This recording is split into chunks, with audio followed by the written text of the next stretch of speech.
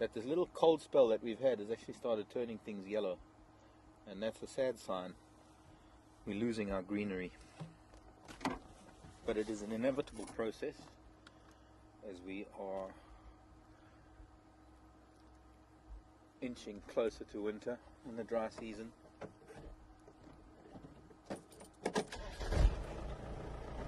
For now, let's enjoy what green is left and a few flowers. Oh, there's a trichoceros.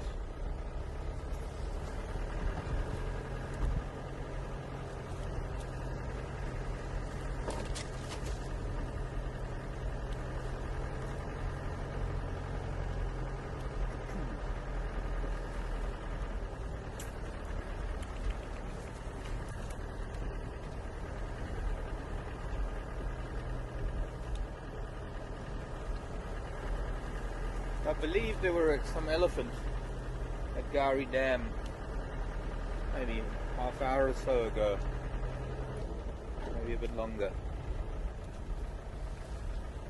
And my aim is to continue the mission that we were on since yesterday afternoon.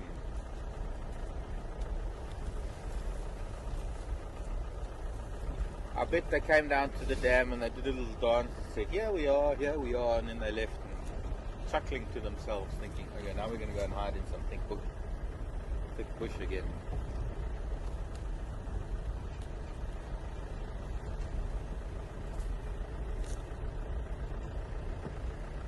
Nice to have them back. They've been elsewhere for a while.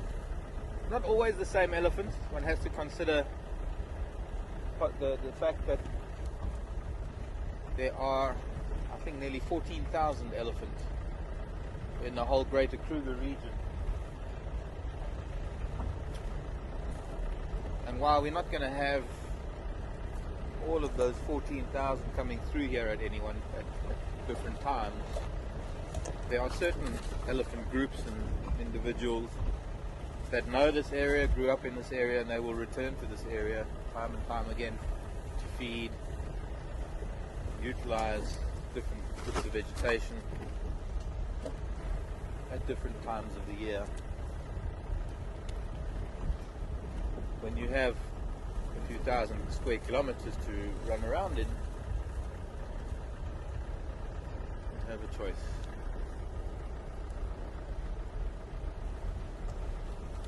Nature's way. If elephants were in the same place all the time, they would really overextend themselves. They would overutilize the area,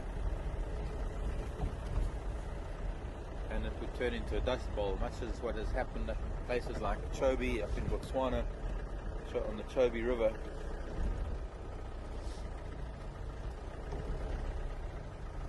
Botswana is home to another very large population of elephants. But up in northern Botswana, giant jewel beetles flying away. Still going to find one for you before the season's out. They just fly too high. Anyways, up in northern Botswana in that Mopani veld, the elephants need to get up to the water, to the Chobe River. And there's a very narrow stretch of river where thousands of elephants have to compress, well, they are squeezed into a narrow band of the river to be able to get to the water. And that puts a lot of pressure on the riverbank and the surrounding areas. I was last there in the mid-90s.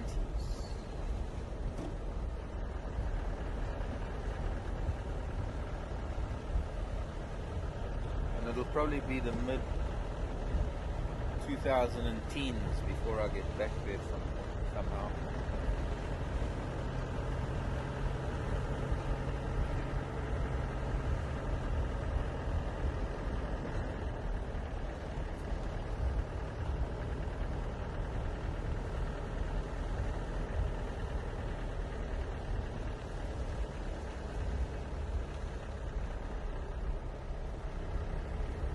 Been some road work today by the looks of things.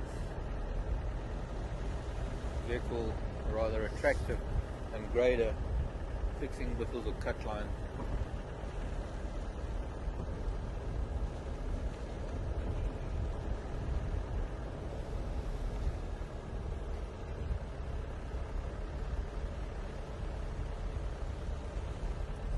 please feel free to interact with us here on the drive. That is what live safari is all about.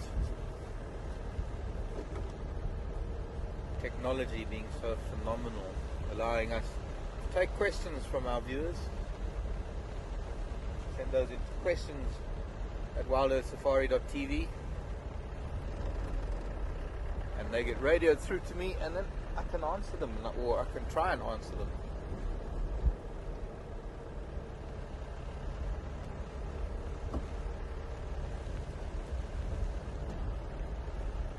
Lots of oxpeckers up at Timbuti Dam. I wonder if that's buffalo or rhino or giraffe. A lot of oxpeckers might mean a large mammal. They're all in the tree, which might also mean that the large mammal is in the water. But we can't see the water.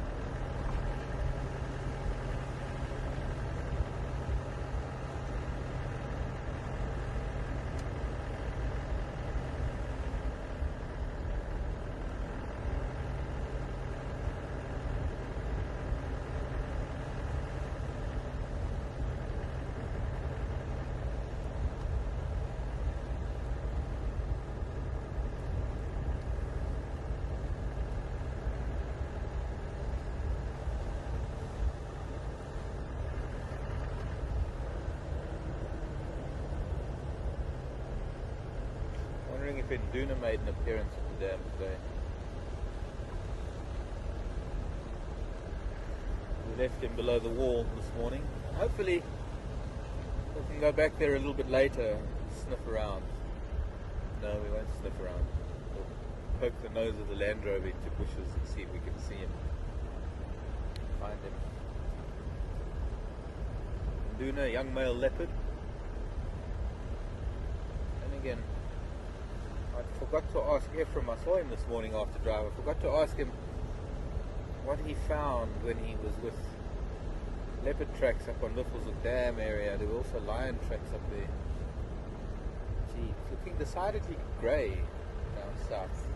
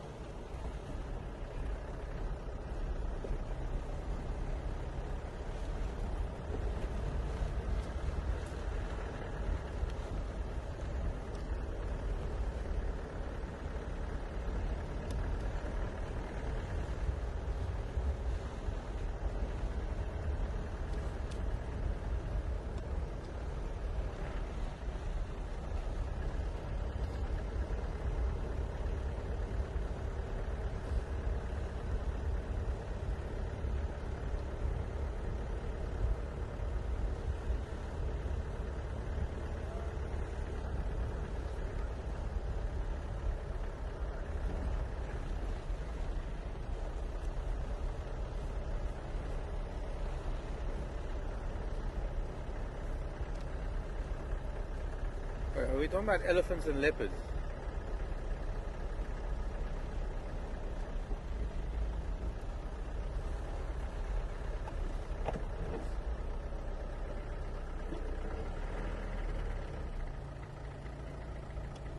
Okay.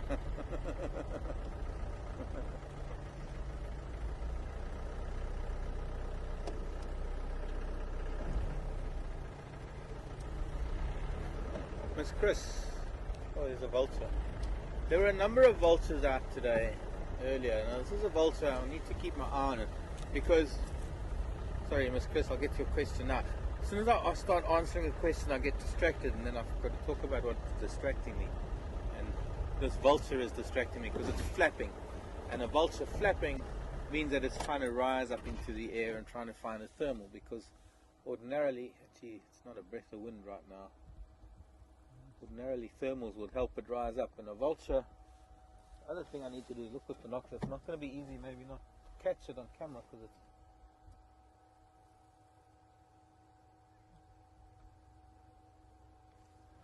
it's flying north. Definitely risen off the ground somewhere, but it didn't look like it had a full crop.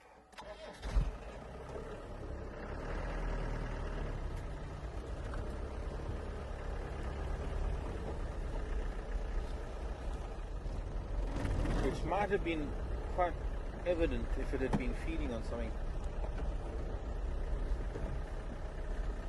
We got here. Not much. Miss Chris was asking, is there any idea of the numbers of elephant and leopard in the Sabi sand? Do they interbreed? I'm sure you don't mean do elephant and leopard interbreed. But as far as elephant are concerned, it's impossible to tell you how many elephant there are in the Sabi sand, because the Sabi sand is part of the Kruger National Park. So we fall under that, well, with the population of roughly 14,000 in Kruger and surrounding areas, we don't know how many there would be in the Sabi sand at any one time. There might be 1,000, there might be 100. It's impossible to tell unless there's an aerial count done every day to get an average over the year. So unfortunately, I couldn't tell you how many elephant there are. Leopard would be a different matter entirely, because leopards are highly territorial and they have a relatively small territory. And with small territories, or rather with the fact that they have territories, means that one can roughly estimate the number of leopards. But once again, I don't know the figure. Probably not more than 100 at any one time. If I can extrapolate from the number of leopard we have here on 1,000 hectares,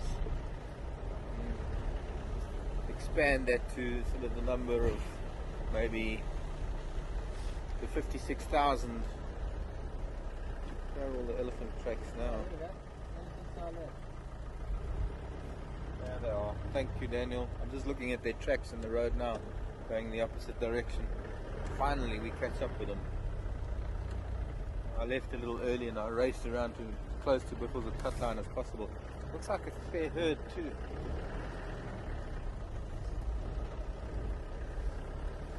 There's a little old pan in here, a little old pan that was pumped once upon a time. The other thing is that if they came down below the dam wall, they might have chased Induna somewhere. They are in quite thick bush, so I don't know how many we're going to be able to see. Quite a few here. Oh, there's some babies too. Let's see. No, let's go that way around this bush. A little golden orb.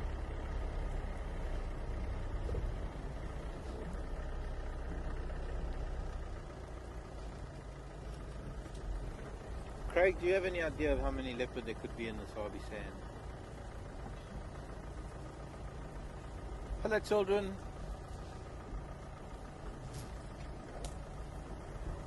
This is my family. Oh, there's some tiny little ones here.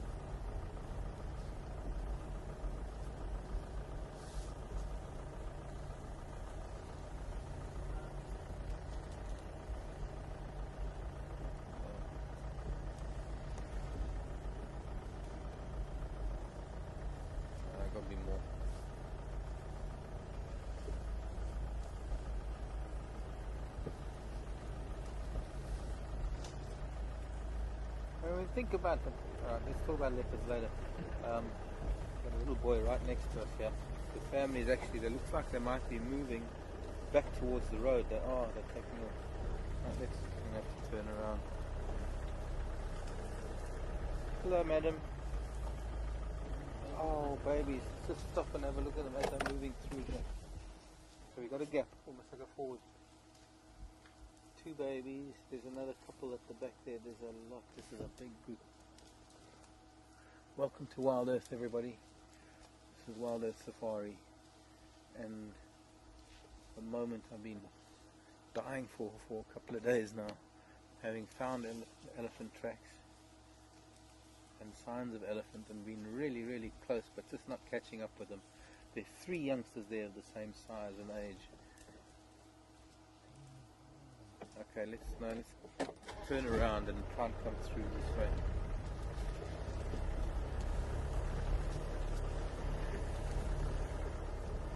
Oh, sorry, spider.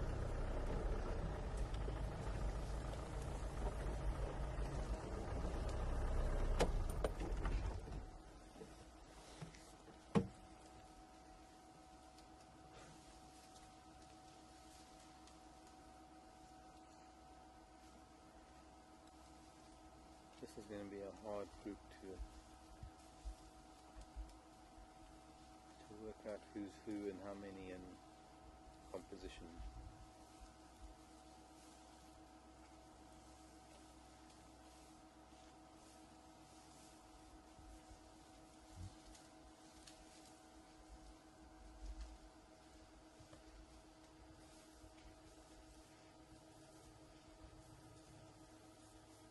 Females rumbling, children are wrestling.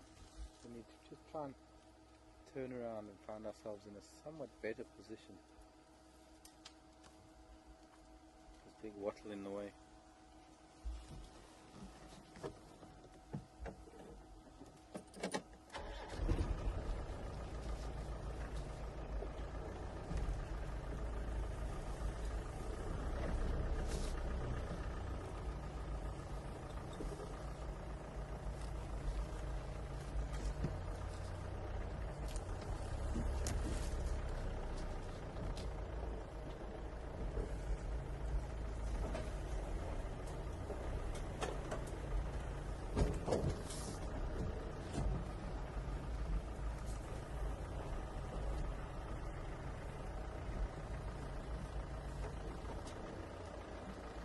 Look at this little thing.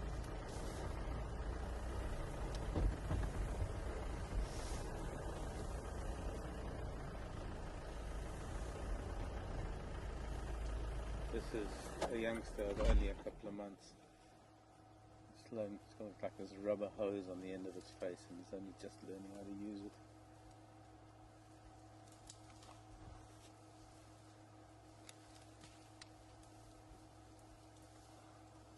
Back to mum. There got to be at least 4, maybe 5 little ones like that in this group,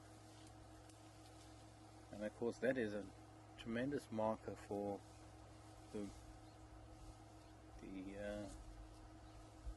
breeding status of elephant at the moment, and how comfortable they are in that there are so many babies, and well, there are actually so many youngsters of all ages, which means that breeding has been really good over the last few decades. They're all moving out into the open. This is fantastic. If we can get back out there, we'll be able to watch them come out into the open rather than being stuck here in the bush. The little pond I was talking about is just here on our right. There is a bit of water in it, but it doesn't look like any of them have touched it. Probably because they were at the dam a little bit earlier.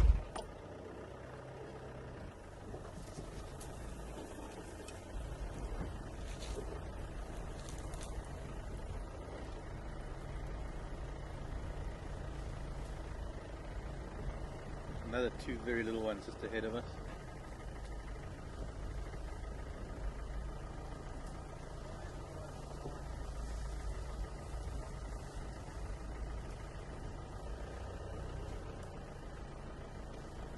Hello, Melanie.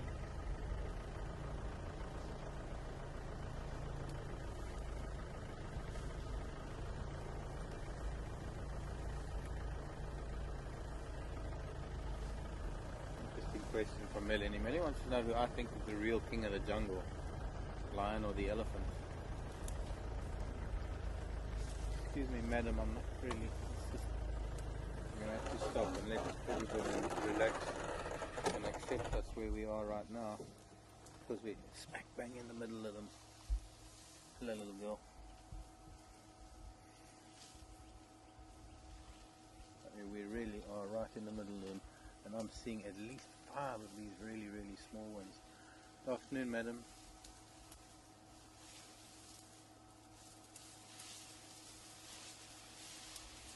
Well, there's no doubt, Melanie, it's the elephant. The mother of that one little one is a one-tusked female. I'm seeing another big one-tusker off to... No, sorry, it's not a one-tusker. I want to move out into the open, but I don't want to... I can't right now because this big lady's got her back to us. There, she's moving off. She's actually pushing that other youngster back to its mother. Okay. No, not yet. Little one. Hello, little boy. Hey, come here. Saying no, my mother told me not to talk to strangers.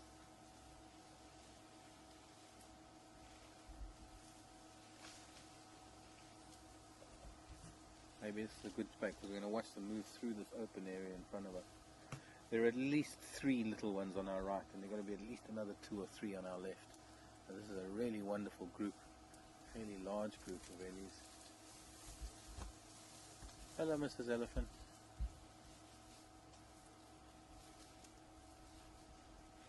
Oh, this is a beautiful group. They just keep coming. There's Fang. Look there, we know her. We know this group. That female, she's got a completely decurved tusk. And some of the older youngsters coming out, the 3-4-year-olds. And there's another one of the little babies. Oh, you know, there's nothing like a group like this to satisfy an elephant withdrawal that we've had.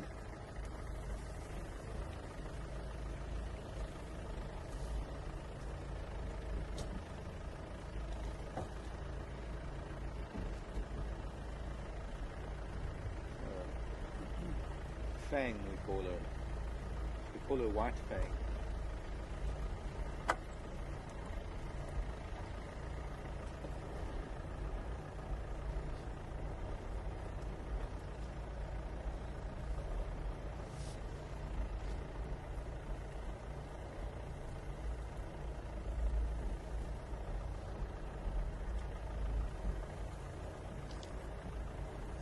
Maybe she's a relative of old Wonky's, for those of you who were with us 2.5 years ago with Wonky. That's quite an impressive tusk, actually. Quite an impressive configuration too.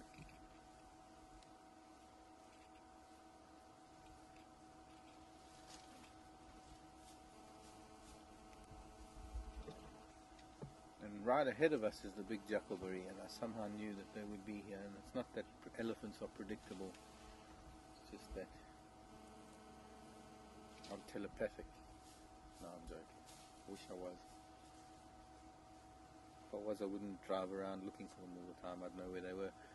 Just today, I had this feeling that after the dam they would come this way, and I was lucky that they did.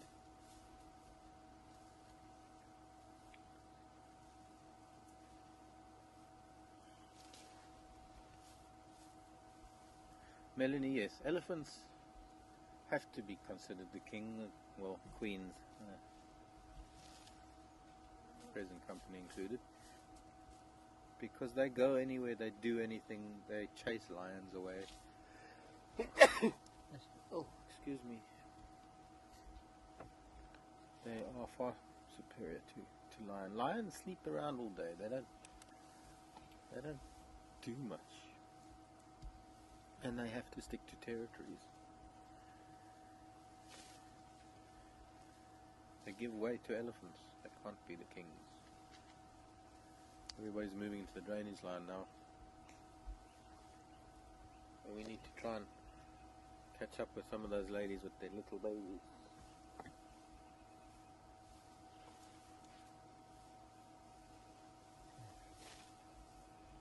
An old girl, this, not a youngster. In her 40s.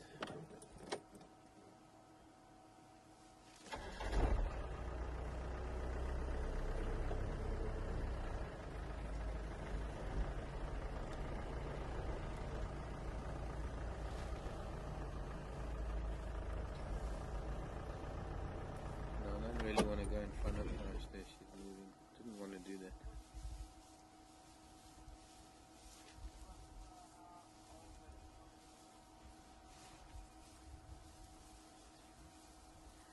Which little elephant, Christy? The littlest elephant or this little elephant?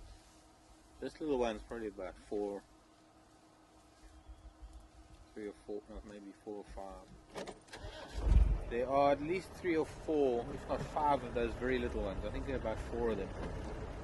Very little ones. And they're difficult when they're only a few months old to tell whether it's 3 months or 5 months. Or they're under a year, these very little ones.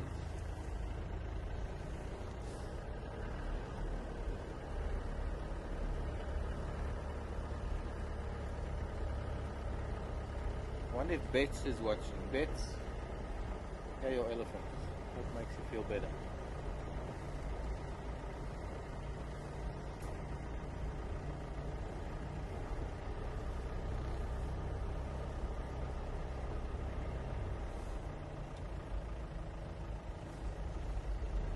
But some of these really little ones are but months old.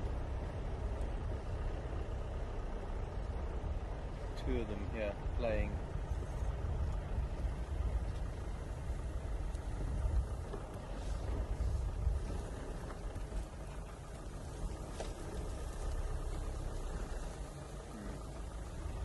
Very dense. I wonder if there are any down below in the riverbed yet for us to be able to go down there. I'm moving that way.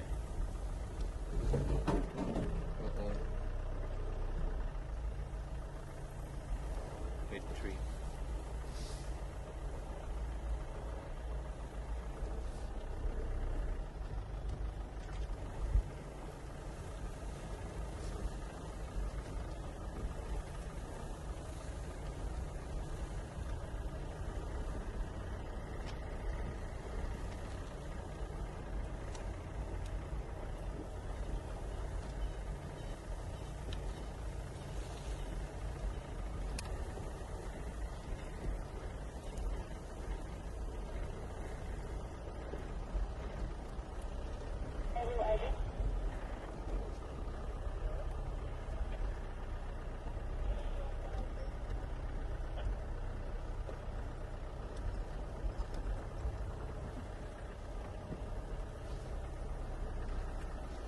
Hello, wee pets. Wee pets saying, I'll tell you about Wonky, because, well, I know there must be a lot of people that don't know Wonky, and I have to be honest, I'm one of them. Wonky died, I think it was 2 days before I started here. So, I don't know much about Wonky. He was an elephant that had a gammy leg and a decurved tusk like that female that we've just seen. And he had a very, very gentle nature. He was evidently a very magical elephant. Well known amongst a lot of people in the Sabi Sand.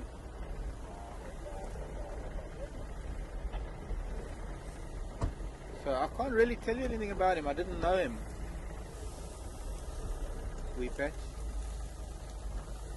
I know that he had a tusk very similar to this female's, and that if it is genetic, there might be a genetic link between him and her.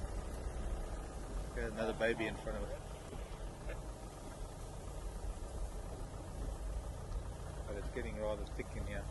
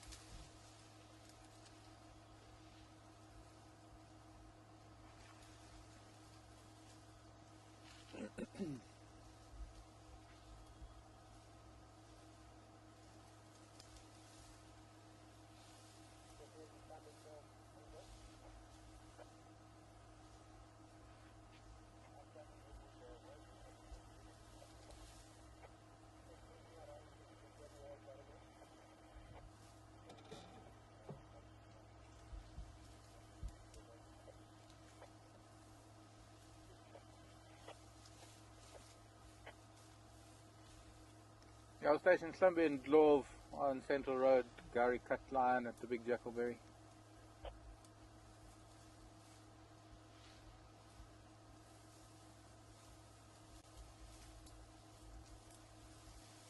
Two of the little ones are here.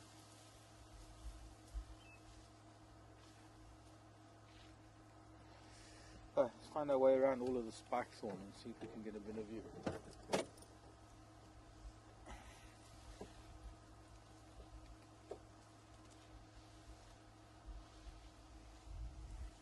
Elephants everywhere.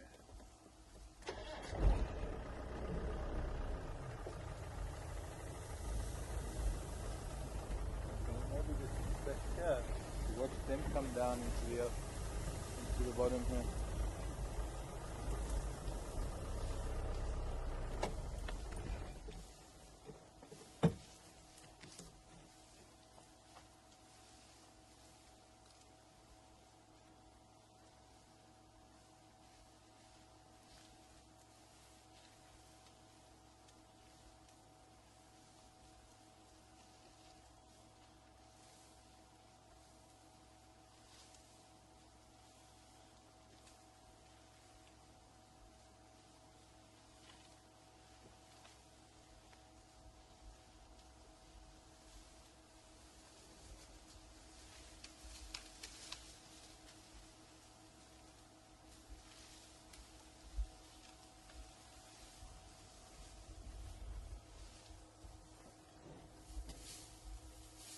Hello, Mr. Zelly, the little one.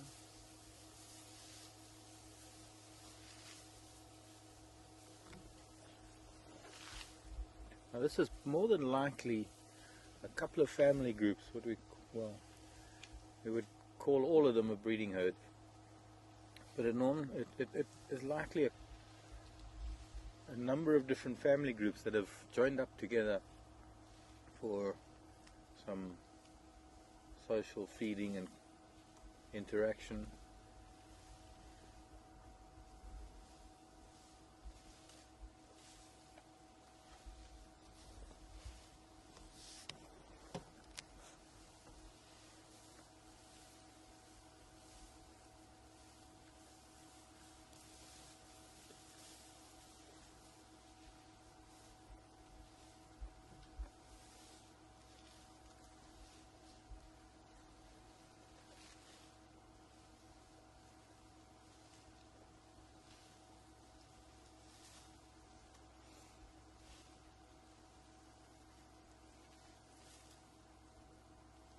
One thing I can tell you about Wonky Repat, and those of you who didn't know him, was that he didn't die of natural causes. It looked like he was actually killed by another bull, probably in a fight. We just positioned wrong for those ones at the back. Antenna and things in the way.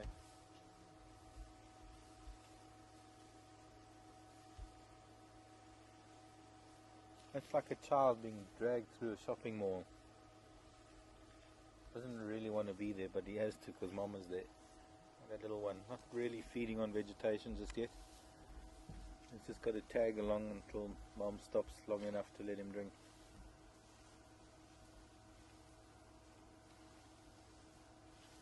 Just imagine him nagging. Mommy, I'm tired. I want to go home.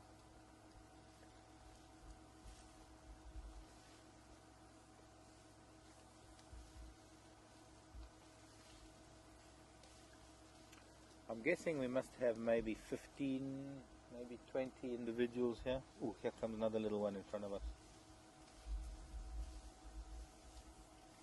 It's okay, you can come, madam. Bring your baby.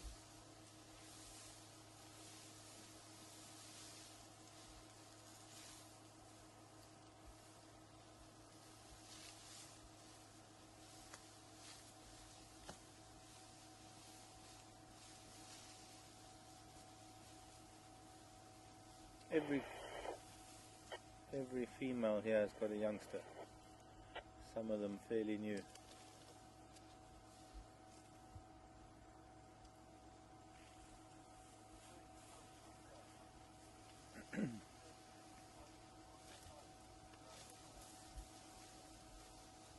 Hello Guido. Wanting to know what could have caused the tusks to grow like that. That's genetic, Guido. More than likely a genetic issue.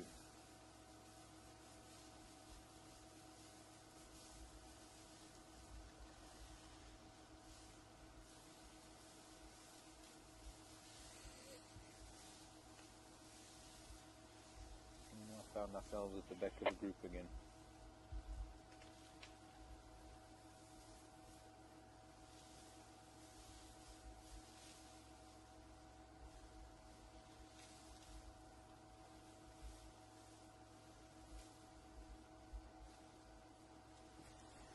Okay, we're going to move, keep up with them, try and stay more or less in the middle. And it's absolutely fantastic that we have this opportunity, despite what humans do to animals and elephants in particular, well, throughout Africa. And these elephants know what we're capable of. All these adults have been through times of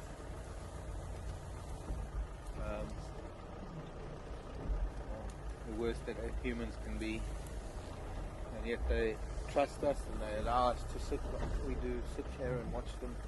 None of them have shown any aggression towards us.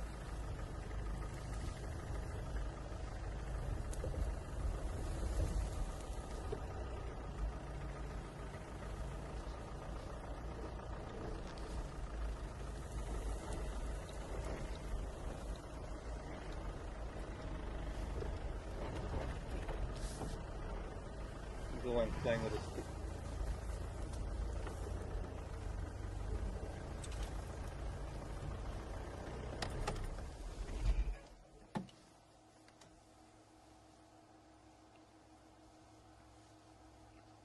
Teething.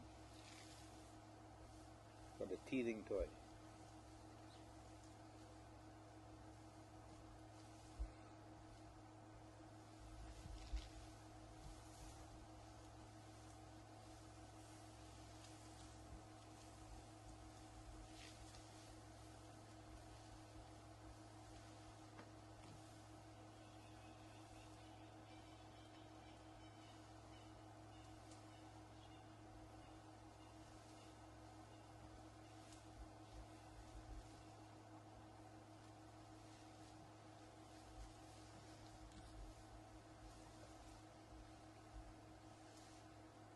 Trying to find Mom, and Mom's moved off.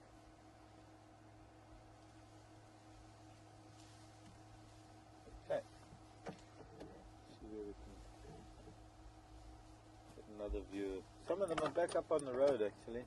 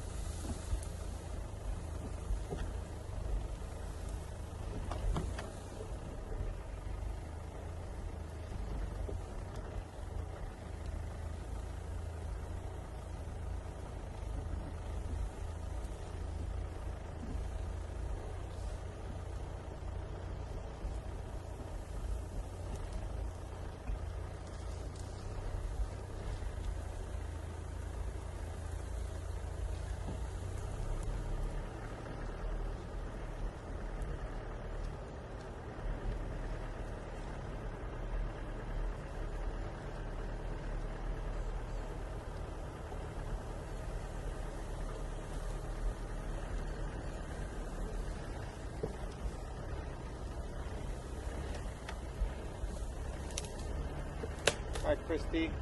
Just wants to know if they have a breeding season. No, they don't, Christy. Animals that have very long gestation periods generally don't have a breeding season. Gestation for elephant is one of the longest, if not the longest, 22 months. I'll see if we can get a fairly good view from here as they maybe move this way. Some open patches.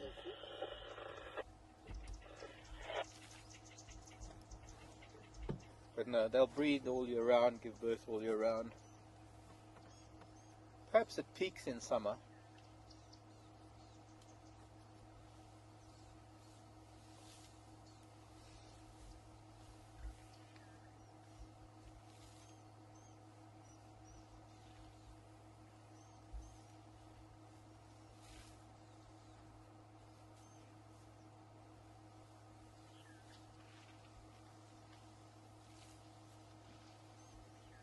We can revise that number to maybe 20 individuals amongst all of these ellies.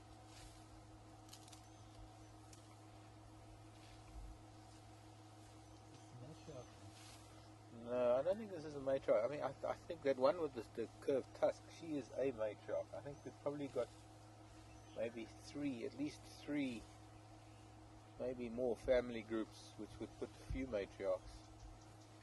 Whether there's a grand old dame of all of them, I don't think so. They just would somehow all be related, though.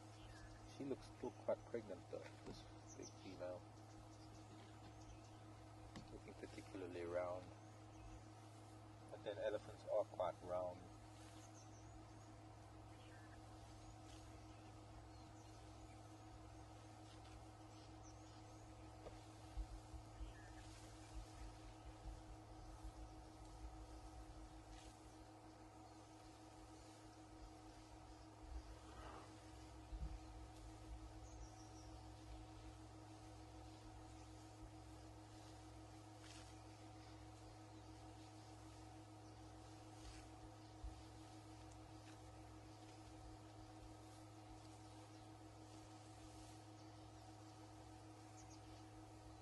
Get some of the youngsters coming through now. A bit of luck.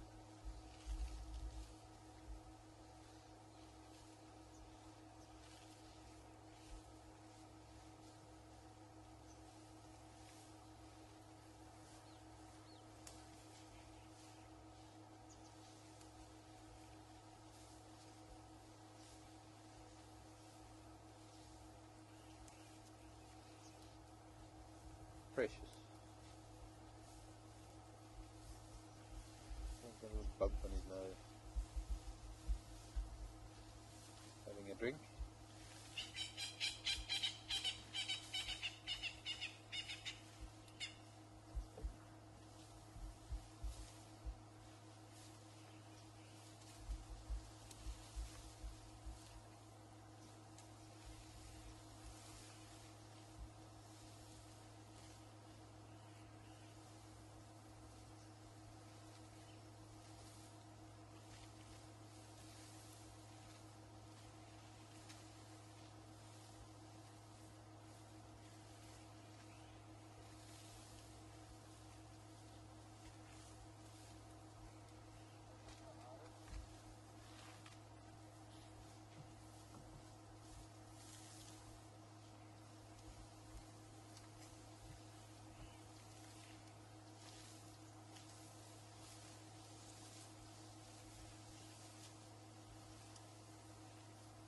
She's a big girl, that one. The one that you asked if she was matriarch. She is quite a big girl, actually.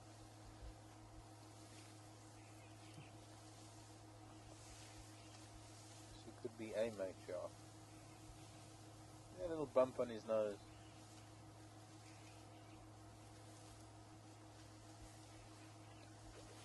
I don't have my camera ready when I need to.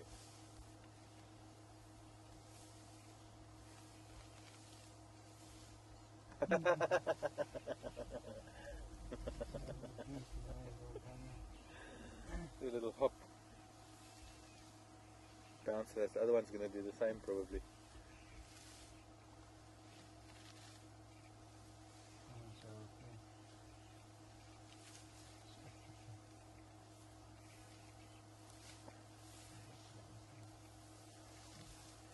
back to mom.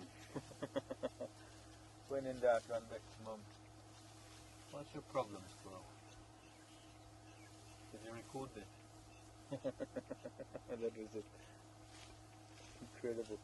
Oh, please come and say hello to me, Mrs. Ellie. Please bring a baby and say hello to me. It's a squirrel complaining about the elephant.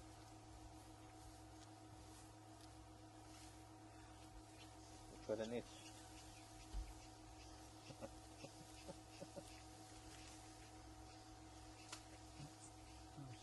It's got an itch.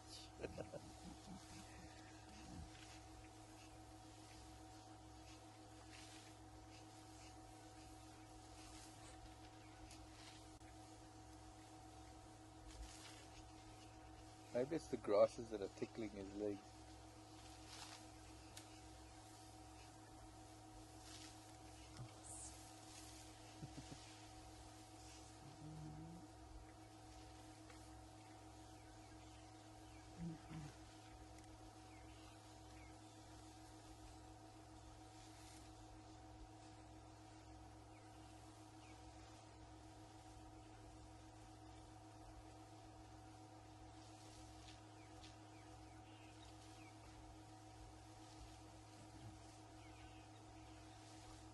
There might be a little girl.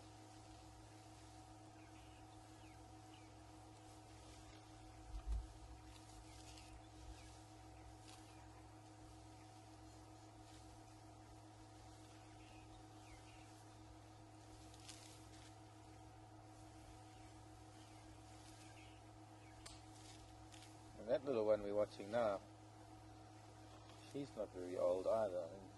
Tiny little tusks. Maybe big sister or something.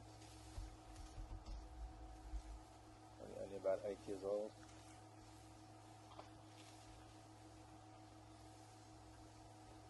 Little one went to greet another family.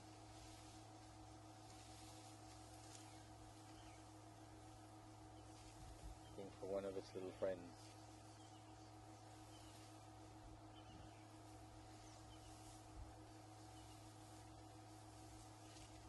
Desperate to say hello, and just at the back of this one in front of us. Just putting its trunk in a larger calf's mouth, trying to greet it. Just missed it behind this ellie.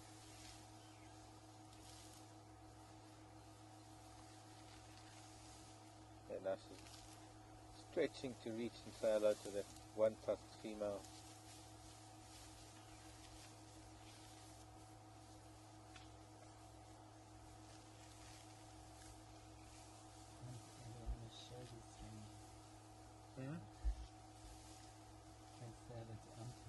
Auntie, yeah.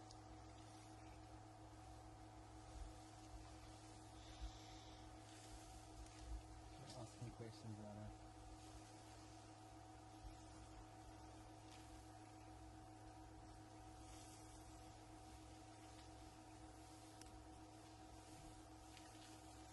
Once again we find ourselves in the middle of them all.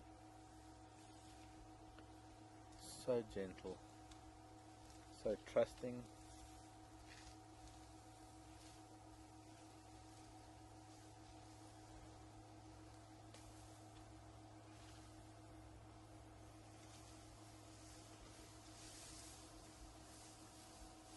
Hello, madam.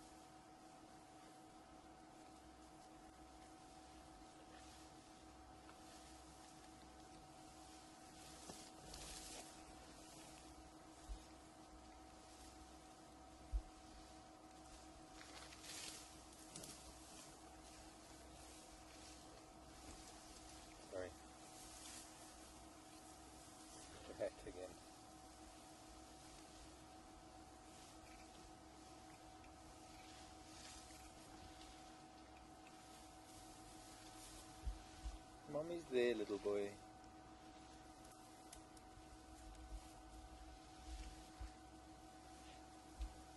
He's backing into her, and well,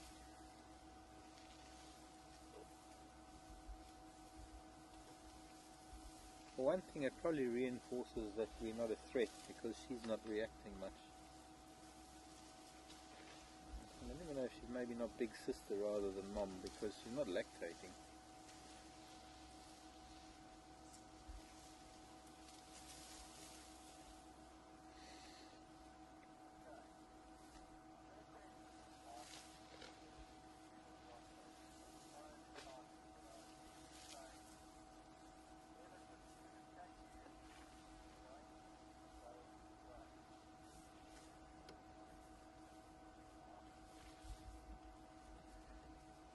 Hello Marcus,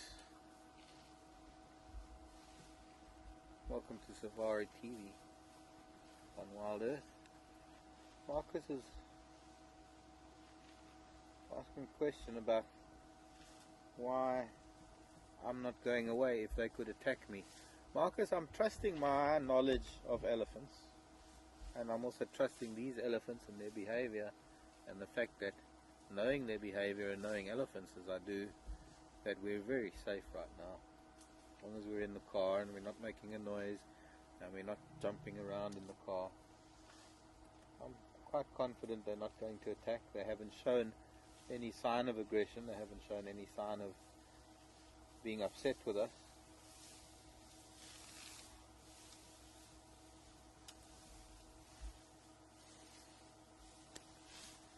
Yeah, you see, that's the mother behind the back there of this little one, I think.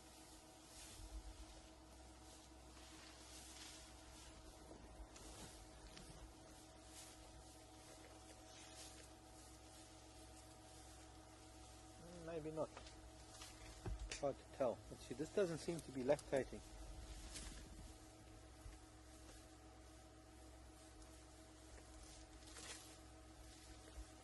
Let me grab that antenna and pull it down. Wedge it in under the rope or something.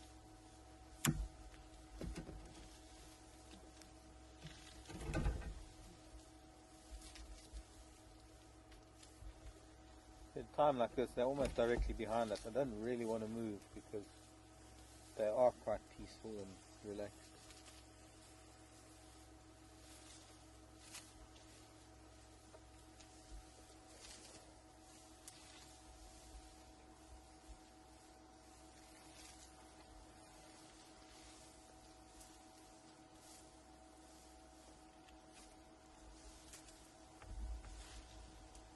It would be a different story if we were on foot.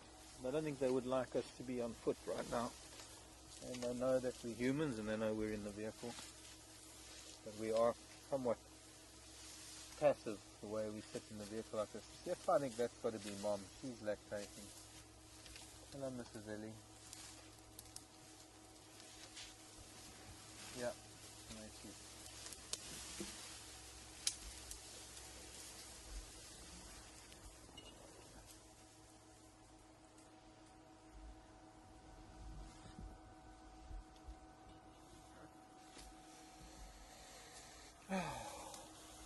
Fantastic.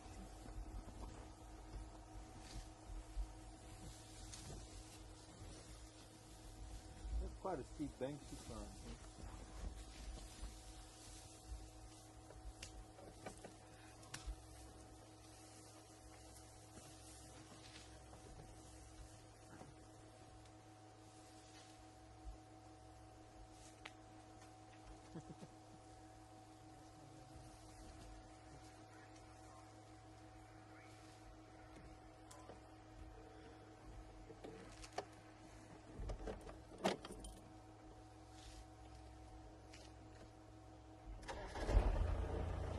Bonjour Marie, in France. How are you, Marie? Once again, how old is the little Ellie? Well, I'm guessing it's a few months old. I wouldn't be able to tell you whether it's 3 or 4 or 5. It's a youngster. New, it's a new little one. I'd say it's maybe under 6 months, but older than 3 months, maybe.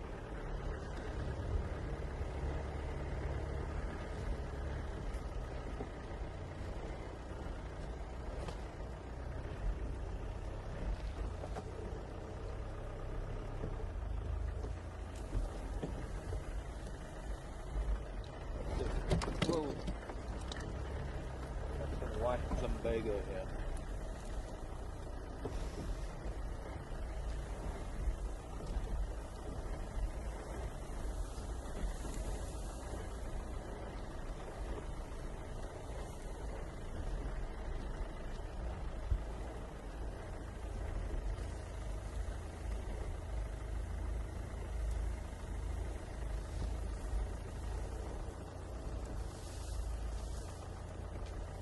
The one-tusked lady.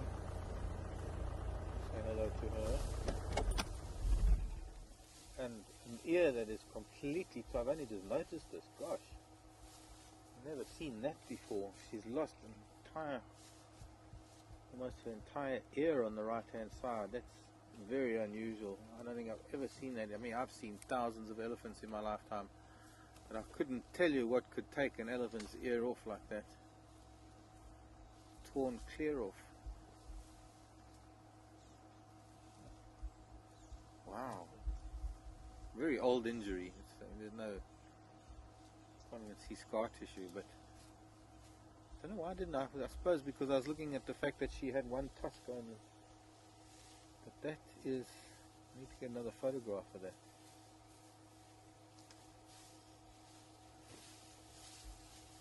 Hello, little boy. Yeah, it wouldn't be a little boy that throws his head at us.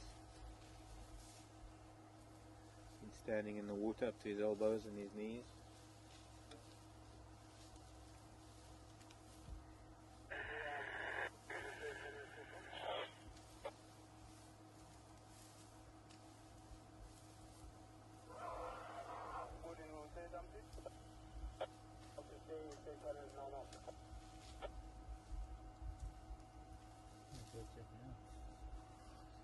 It's just a bit of an altercation, but it just shows that there are still more elephants south of us. And we've had quite a lot of the herd pass us heading a little bit north. I think we were very, very lucky, I have to be honest with you. We managed to time it when a bunch of family groups came together for a socializing, and I think they're splitting up because some are moving back south again and some are moving north, and very often you'll find different family groups coming together for some, it could be for an hour, it could be for 5 minutes, it could be for a day, or more. But some of these elephants are all moving in different directions, and what we just heard now was a scream somewhat south of us. My guess is that it was either a youngster being disciplined or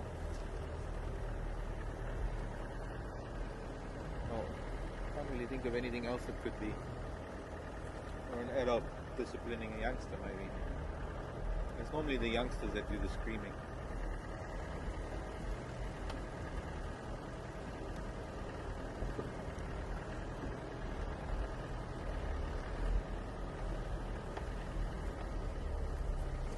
There's another cow suckling a calf.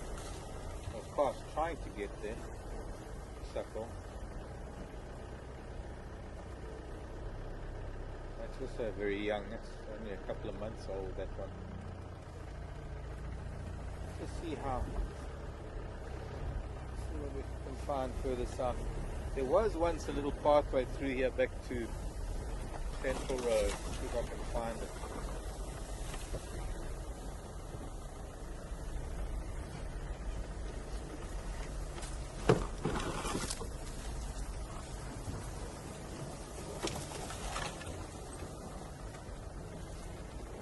Just as many elephants here as have just come past us, heading north. So this is a large group of elephants that have all joined together. And I think they're starting to split up now. And a gardenia flower just behind this elephant.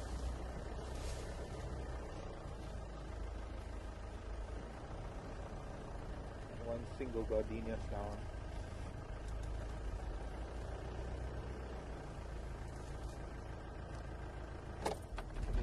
quickly zoom in on the flower. Our other lady's a flower. Lovely strong licorice type smell here. Wild aniseed.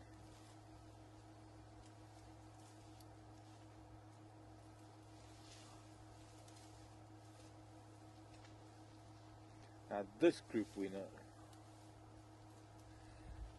as well. Looking at an elephant up ahead with a particular hole in its ear that I think I recognize. Have you tightened up on that flower yet? Just quickly for me, please.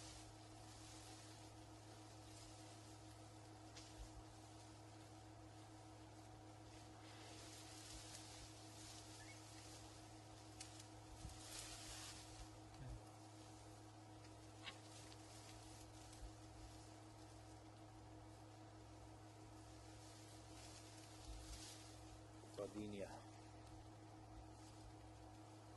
Thanks.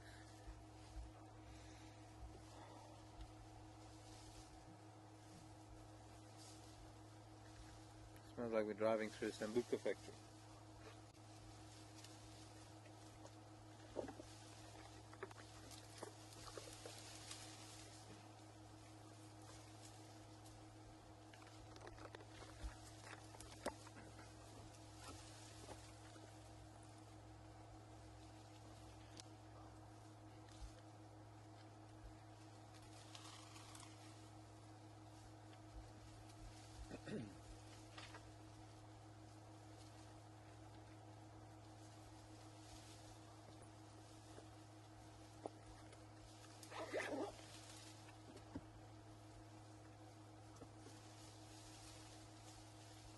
When we move forward, oh, you wanted to that.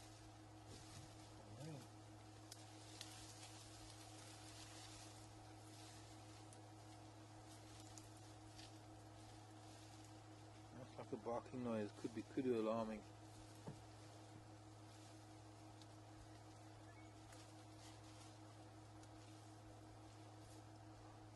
Yeah, I think so.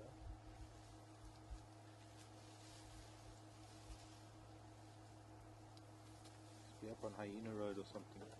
Let's move a little forward.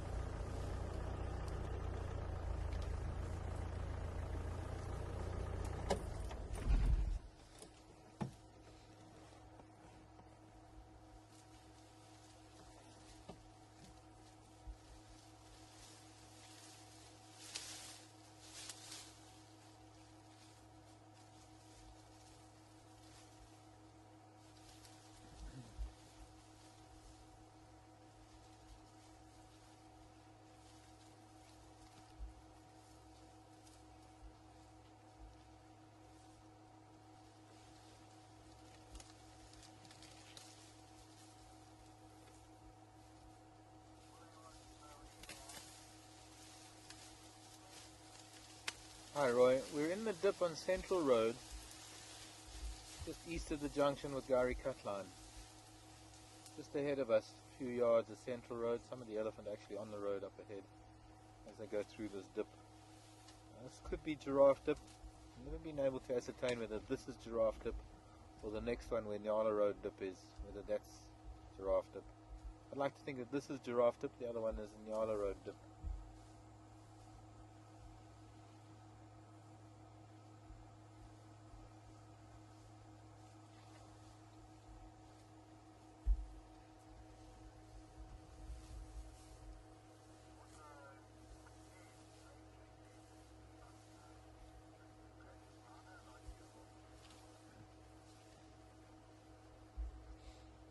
Hello Hez, nice to hear from you.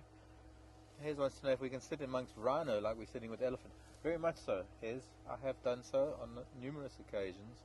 They're not, perhaps not as entertaining at times as elephant.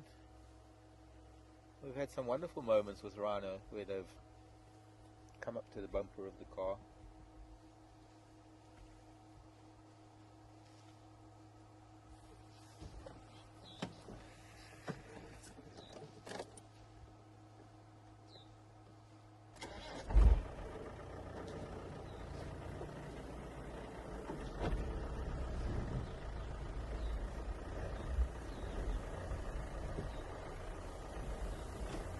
Jerry.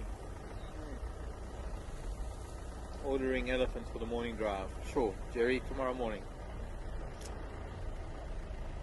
I'll send you my bank details.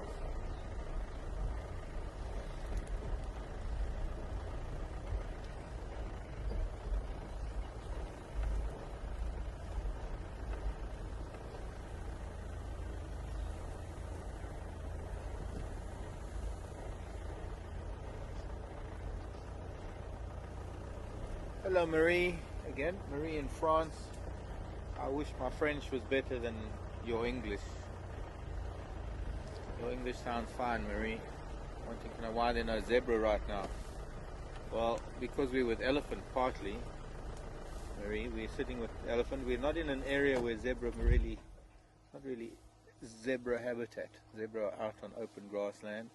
We'll see if we can. If we lose these elephants, we'll see if we can find some zebra for you. What's this little thing coming out into the road? Running after mum. Oh. 2 months old maybe. Tiny little thing.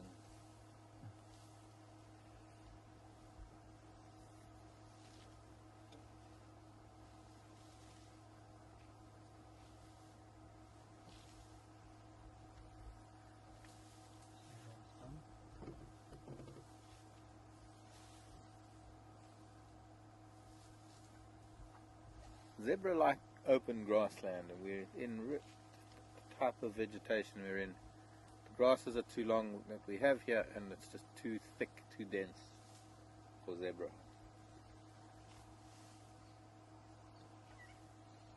Okay, I need to move forward. There's another one, the other little baby, another little one just coming up again, up ahead.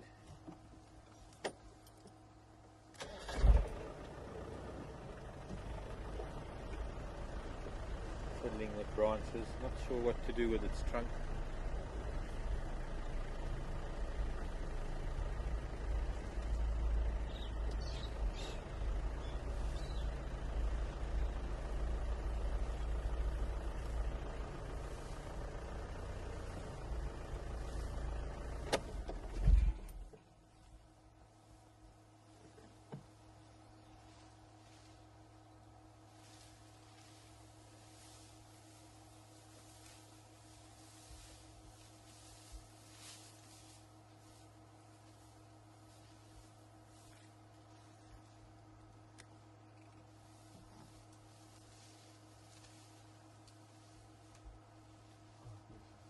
The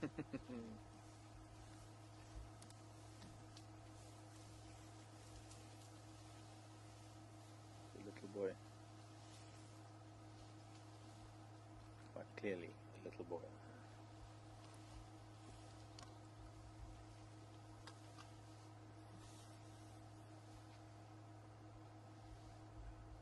A nice end to the diary.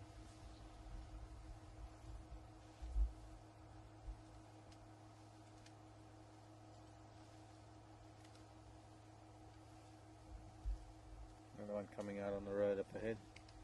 She got a youngster?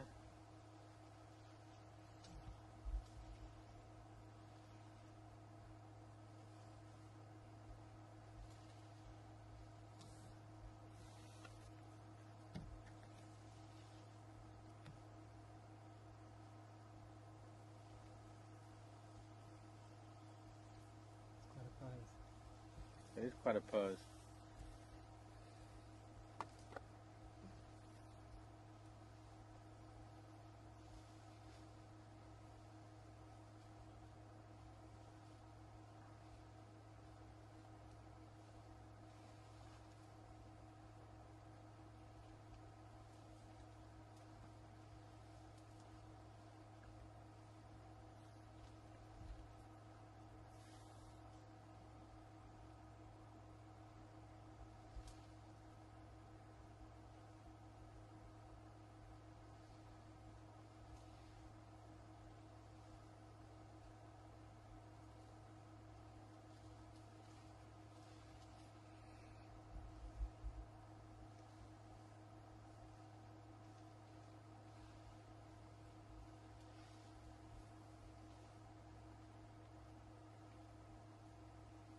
You will have noticed that there are no big bulls.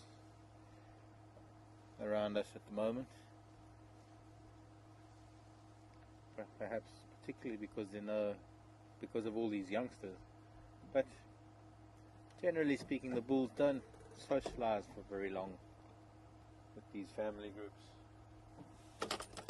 I want to go back up onto Gary Cut Line.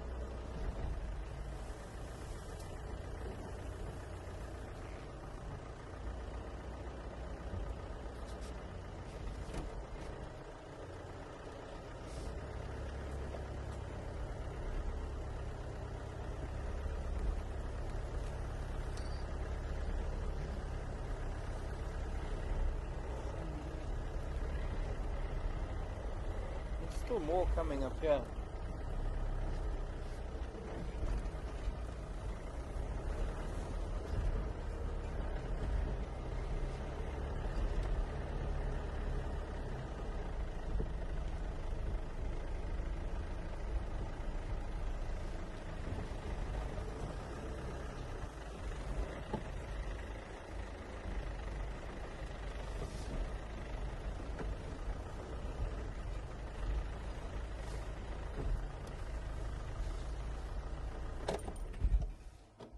Nice view from down below.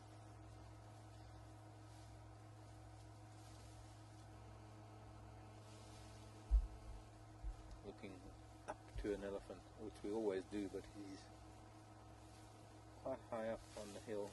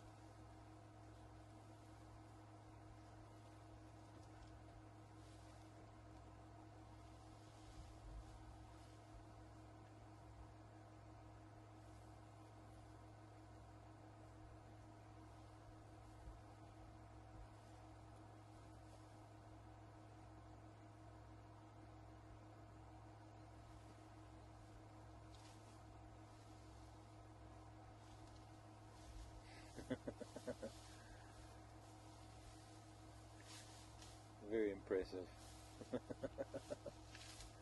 The termite mound there, I think, is on top of the termite mound. Really high up. I mean, I know, can you? Yeah.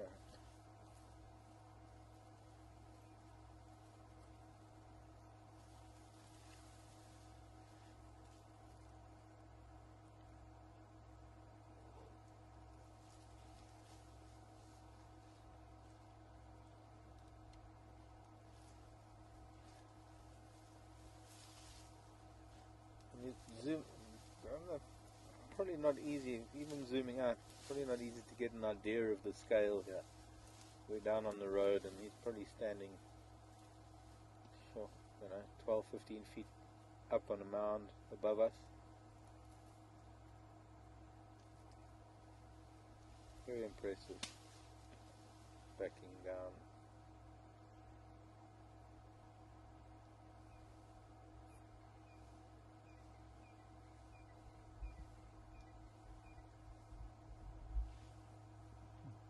I was hoping it'd come this way around.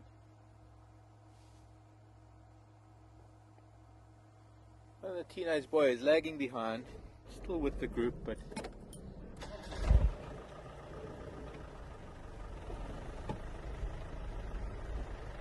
lagging behind, gaining a little bit of independence. Still needs to learn a lot from Mom about finding food at different times of the year and where to go for it.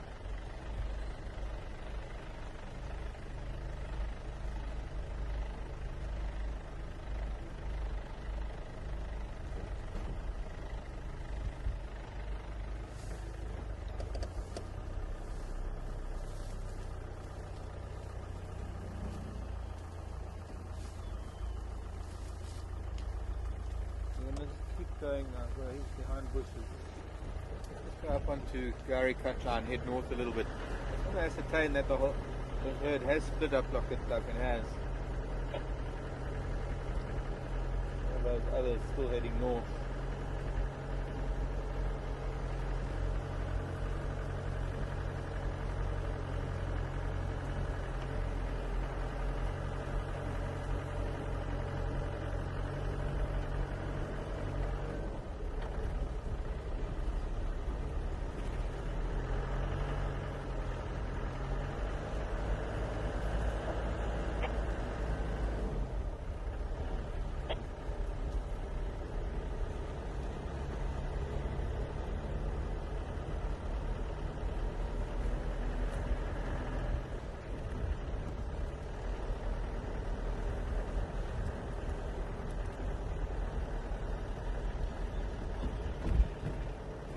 Hello, Kimmy.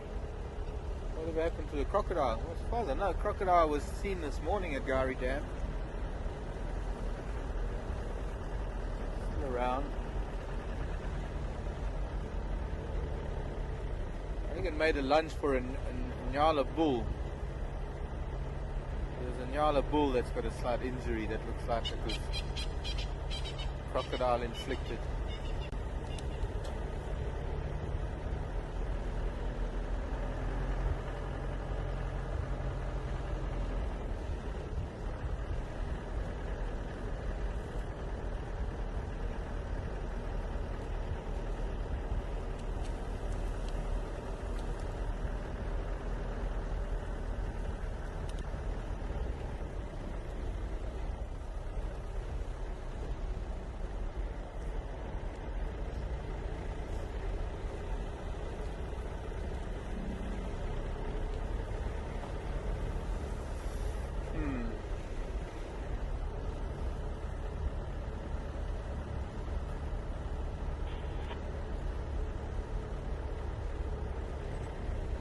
Coming past this Tambuti forest, there might still be some down here in the Tambuti forest, but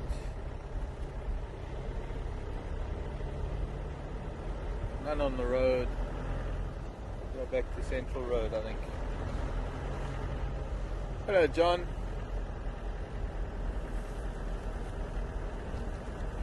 He wants to know if animals are ever injured or killed by vehicles. Not here in the Sabi Sand, John. To my knowledge, it's a very rare occurrence. Excuse me.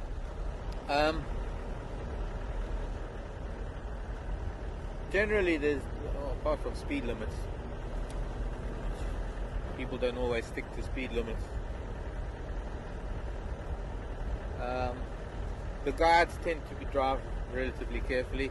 There are some vehicles, delivery vehicles and things that come in. And yes, I suppose things like squirrels, birds, tortoises, snakes. I have found some of those smaller animals run over. In Kruger it's a big problem though, because the public drive around Kruger and they have tar roads in Kruger and people are very irresponsible. See, there are very strict rules in the Kruger National Park about gate times, and the camps in Kruger are all fenced with gates, and you have to be back in the gate at a certain time. I think could be 5:30, 6 o'clock nowadays, not too sure. And often people get delayed by animals on their way back in the late afternoons, and so they start rushing to get to the gate, either the gate outside the reserve to leave the reserve, or the gate going back into camp. Franklins and your babies. We're going to turn around, go back to the elephants. Just thought we'd come and see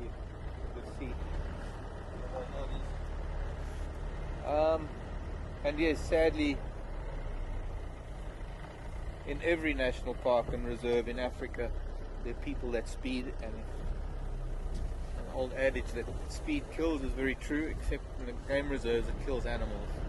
There have been some very sad incidents.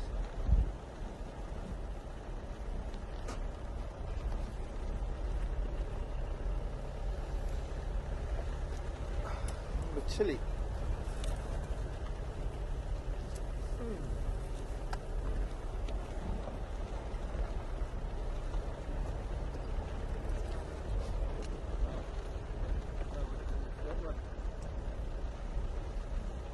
little green bark spiders on my shoulder to find a tree for her.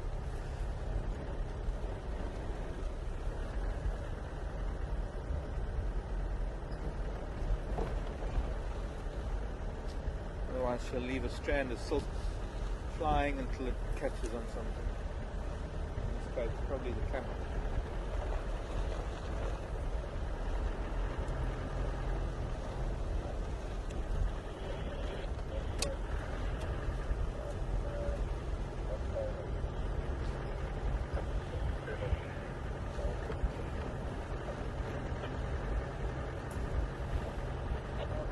It was nice and clear earlier, and the grey skies have come back.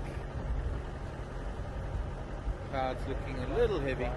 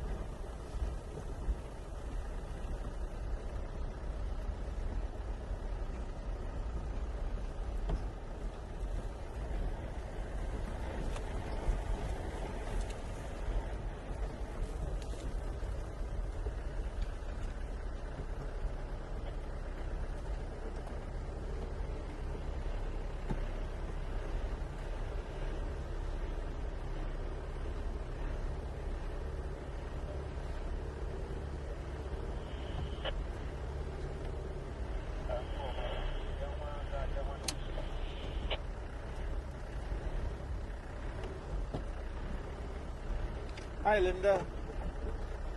Linda wants to know if I took any of those giraffe bones home today. No, they're still a little bit smelly, Linda. Still need to be eaten, cleaned rather, by the weather and insects, things.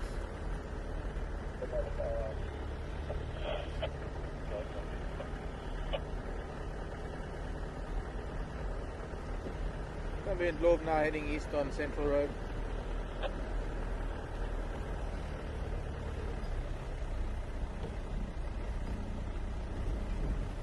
Linda's asking also to tell you about some of the, excuse me,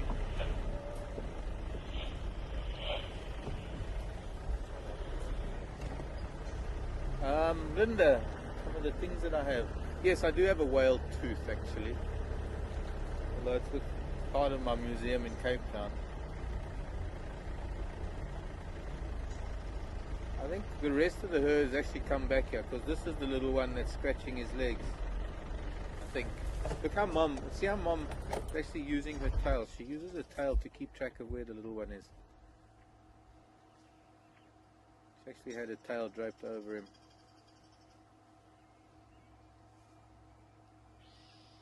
But they'll use their tail, they'll feel with their tail for the calf when it's behind them. As she's doing now, she's actually almost caressing it with the tail. No, not anymore, but she was.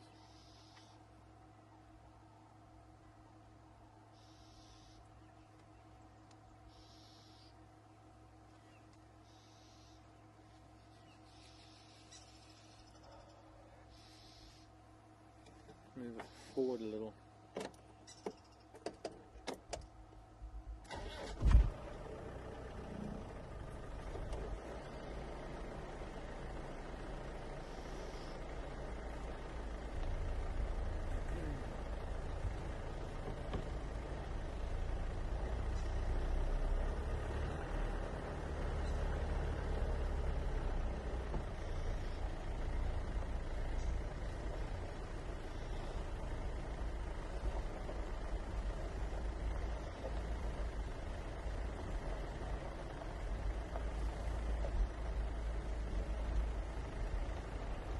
Two children here playing.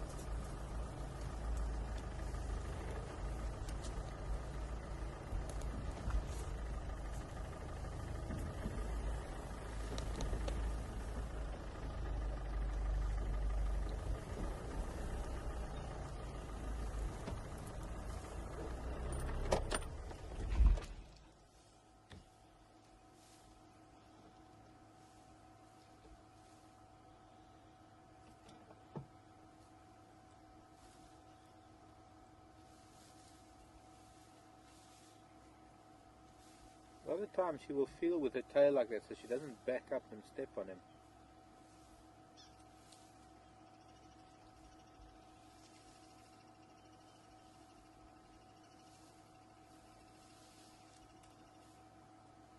There's a need for this constant reinforcement, constant touch, constant physical contact for all trips.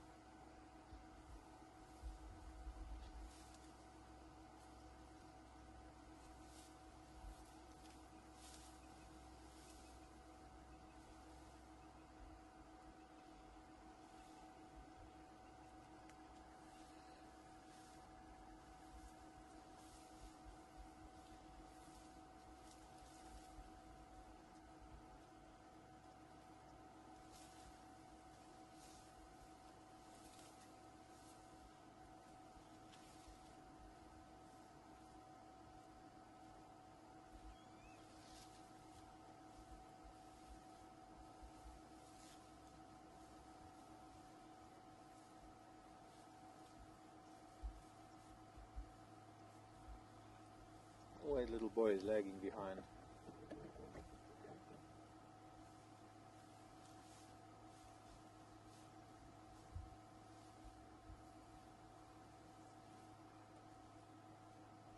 Look, there's a hole in the bush there. Okay.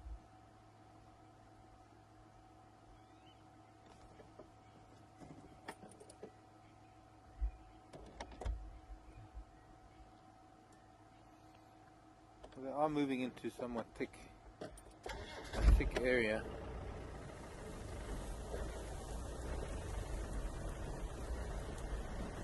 I'll be following the Mulwati. This little riverbed goes down into the Mulwati that they've been in, and I'll be probably heading south. I don't know how much more we'll be able to follow them. It's getting a little bit too dense. So, I think let's carry on. They're heading south. We might find them again. If we go back towards let's see, if we go back towards Kari Dam, let's see if we can have a look around for Duna. See if Duna's coming.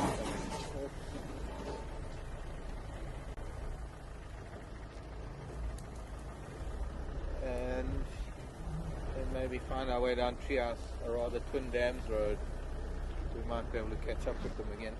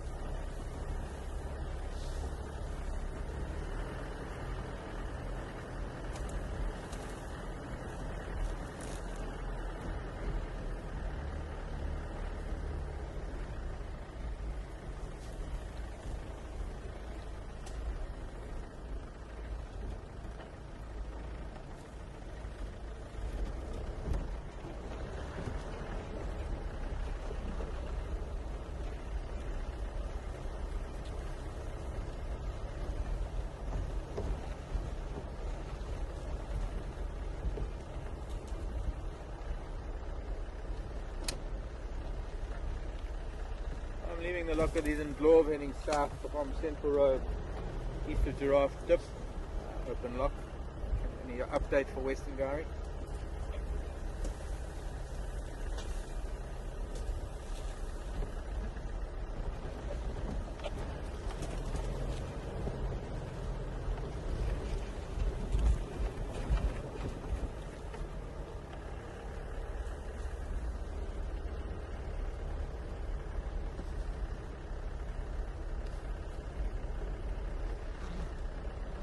That was super.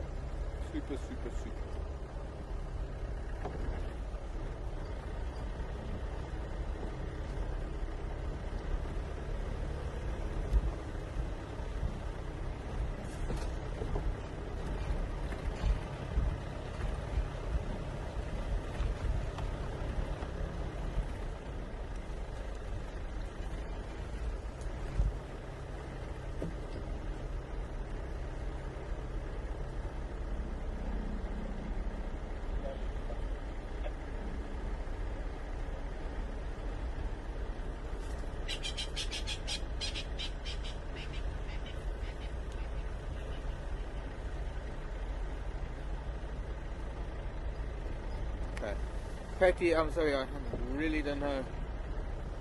Quite a long question from Patty. Patty, Karula hasn't been at Nkoro at all. She's been on this sort of southwestern edge of her territory at Simbambili. I think the Nkoro guides have been posting info about her because they drive all the way from Nkoro, but Karula hasn't been at Nkoro. But it's very difficult to say why Karula would be where she is.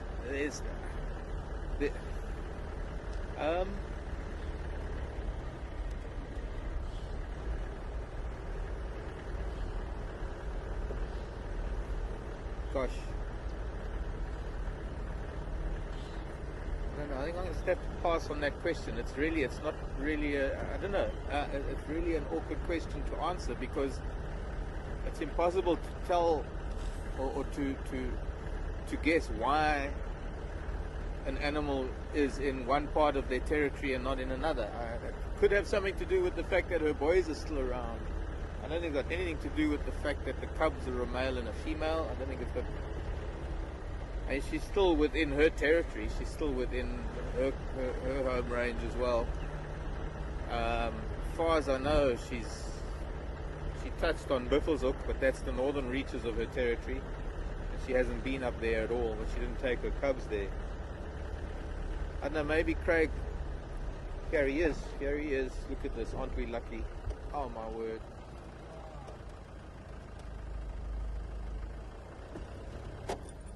Hello, Nduna. I'd love to be down there looking up at him, but we can't. Oh, we can actually. We can go round. Come down the slipway. Let's do that. It'd be nice to see him from sort of the front and from below.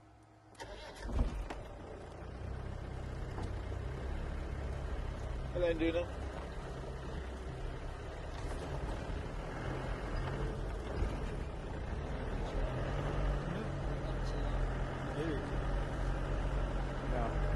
Maybe Craig, if you could repeat that question about Karula, because it was quite long-winded. I find it very difficult to answer questions when I'm asked questions why an animal, that kind of a question, because I can't. It's difficult to get into the mind of an animal and to know why it would do something in particular.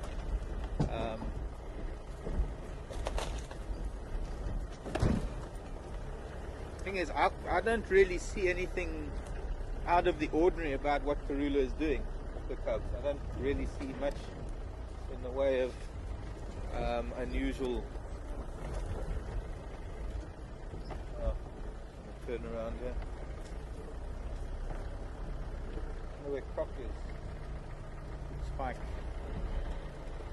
In the area that she's using, she obviously feels, as far as the cubs are concerned, that southwestern edge of her territory is at the moment probably the best, she feels the best area to be in with her cubs.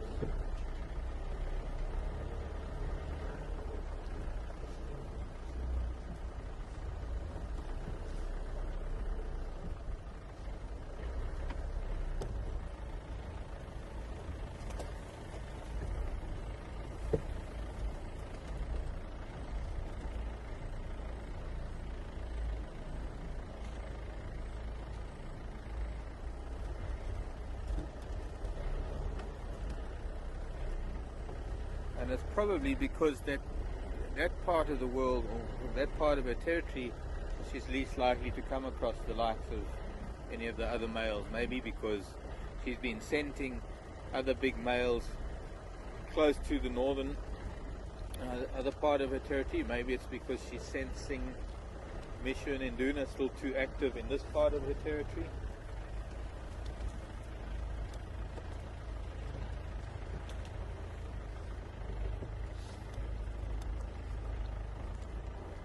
But she would definitely choose an area that she considers to be the safest for her cubs at the moment.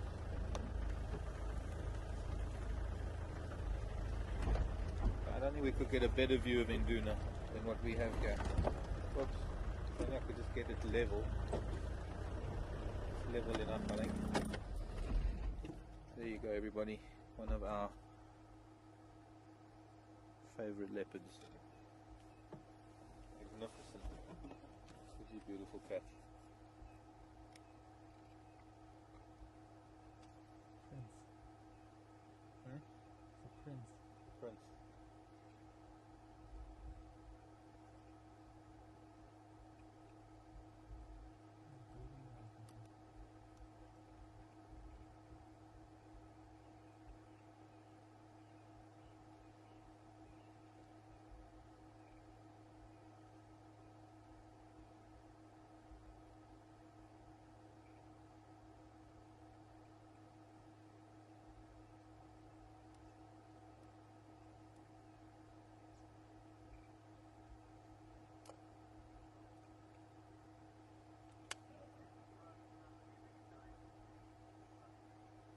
Nancy wants to know if I'd be in any.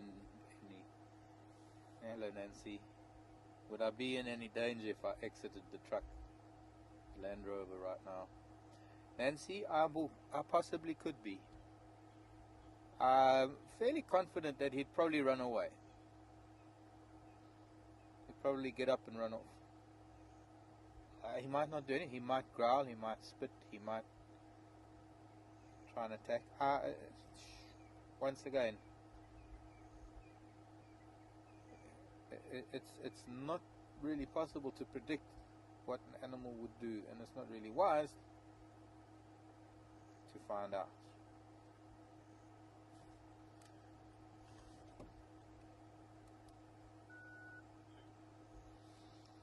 And my daughter Ingwe at Gary Dam.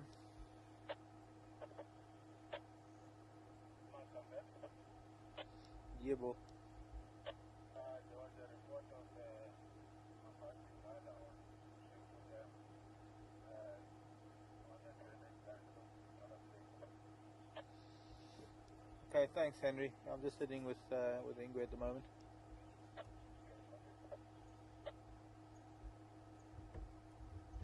One of the sticks probably come back onto Triple M.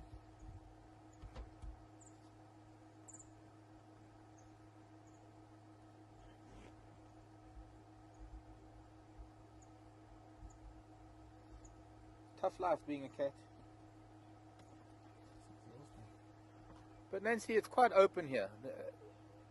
If I were to get out of the vehicle now, I'm far enough away from him that I'm not imposing on his personal space. So he has the opportunity.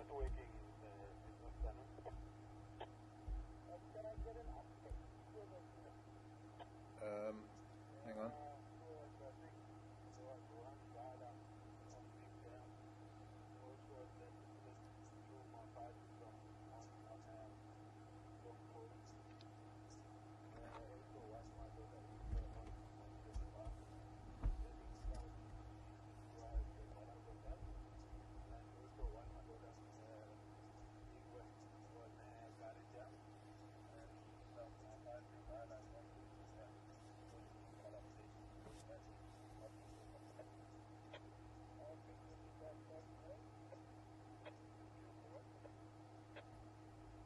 Sorry.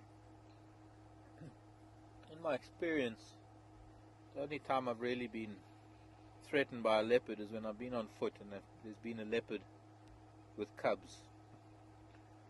Every other time that I've been with leopard, and even big male leopard on a kill, on a number of occasions, I've had leopard flying out of a tree, running away from us. Animals are relatively afraid of humans. Us humans have been around for a couple of million years. We've been in conflict with these animals for a few million years. We have the appearance of predators. We have an aggressive posture, standing up. Plus we have a reputation. And, well, especially the cats, even lion. Most of the time lion will run with humans on foot. But when it is at close quarters, I mean, if it was thick bush and if it was really thick bush and it was at very close quarters, a lot of animals will adopt the policy of attack as the best form of defense, and if you invade that personal space, that danger zone of theirs, very quickly, one is likely to incur the wrath of a cat like this. But I think, you see, it's different for every single individual, and every day is different. A leopard will do one thing one day, it'll do another thing another day. So nothing is really that predictable that I could say what would happen if I got out of the vehicle right now. And I'm not really about to try. But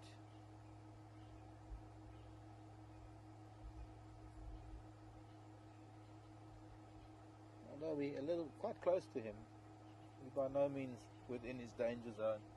And he feels quite comfortable. I mean, he's just quite happy to have a nap with us right here.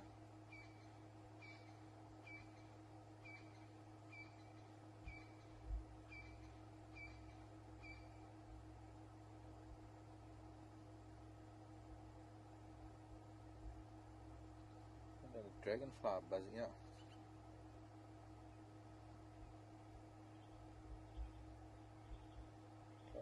buzzing around his face. But what it is the dragonfly is possibly catching flies.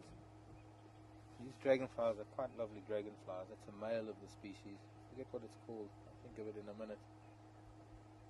But they follow me when I walk. You can see it just in front of him. It lands on and it hunts from a perch. And any flies or mosquitoes or any other small insects that are buzzing around him are going to be caught by the dragonfly.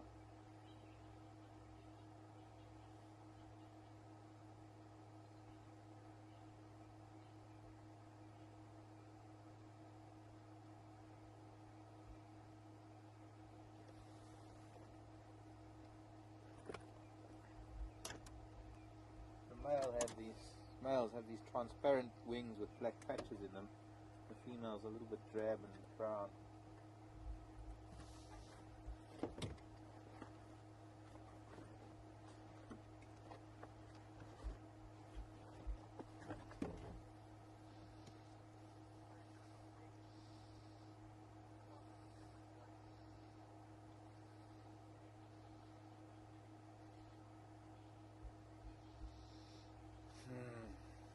Gee, awkward questions today. Peggy, hello. Do the spots on the fur go into the skin, or is it just on the fur?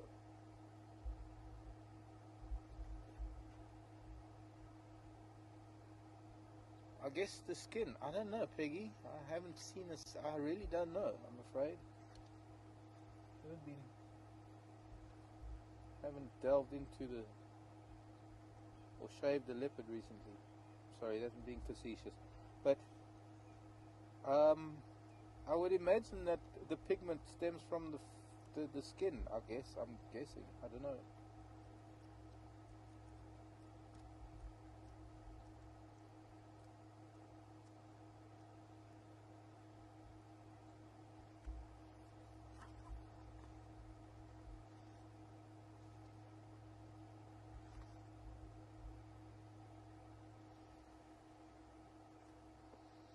Banded groundling, that's what it is.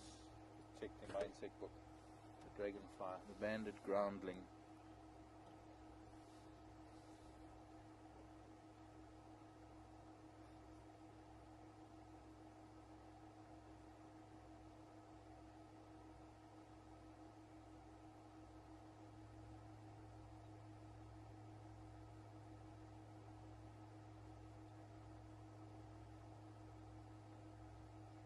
I'm guessing that maybe with those elephant about, they might have roused him from where he was sleeping during the day, down below the wall, and then he's also nice cool temperatures. He can come out into the open. It's nicer to sleep out in the open than it is in long grasses if it's warm. Well, it's warm for him. It wasn't very warm for me, but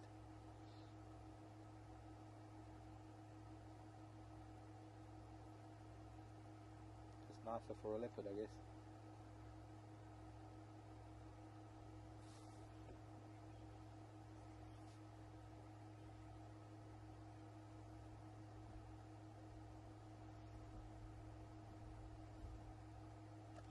And I would imagine that the spots go through to the skin. That's what makes the spots, the different colors on the skin.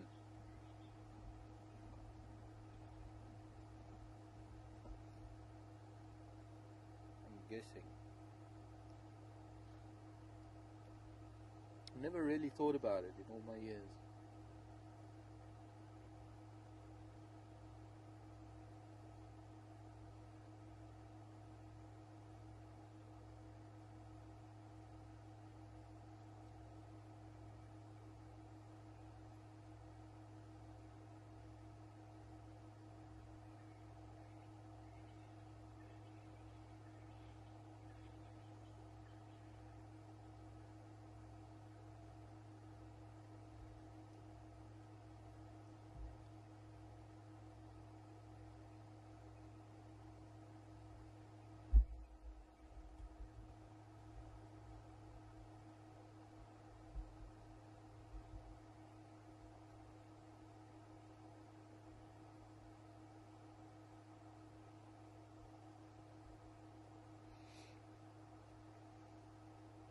can try and get to Triple M and see if there's a lioness up there.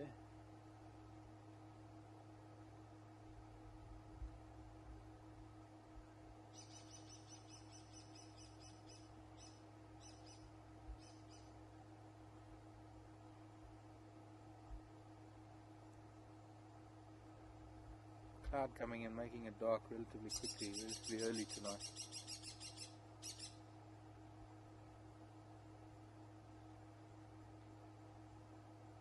He's gonna get a bit bigger than this, eh? Yeah, he will get bigger. He'll fill out a lot more.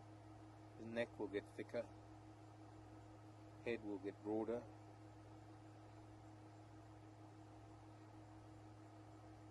He's already considerably bigger than his mother. But then he was already at 18 months, he was already bigger than his mother. Wow. He's quite a big leopard already. Like what, 75 kilograms? Hmm? What, 70, 75? I don't know if it's as heavy as 75 yet, but 60 maybe.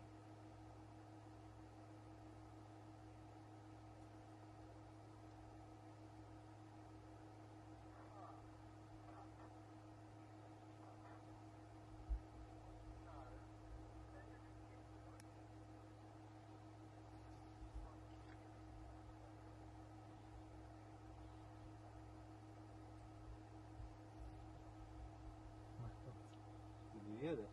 Yeah. Daniel, or rather Pup, wants to know about Daniel.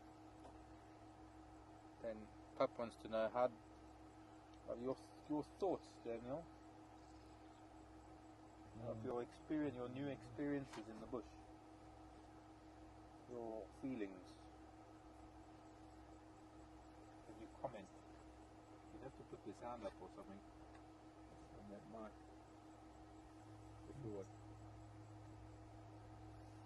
And Maybe we'll just have to do it at a fireside chat. yeah, I get very shy. Eh? You get very sharp. Okay. Well, that's why Daniel's behind the camera then. But Daniel's a bit shy today.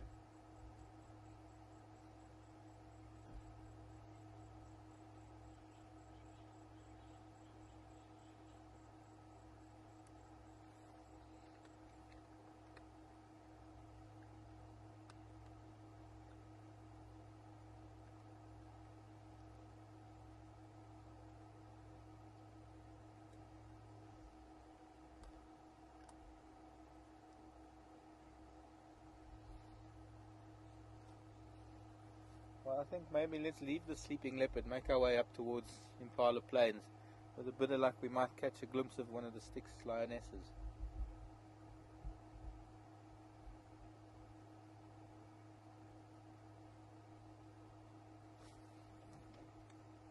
He will get active in a little while.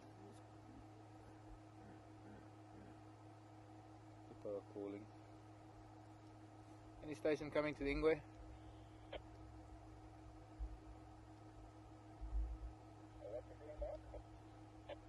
He's just lying out in the open, Lex.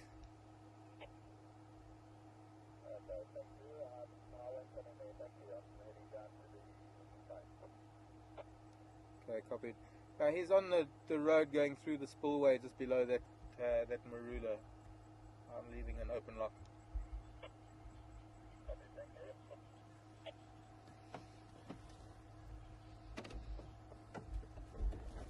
Oops.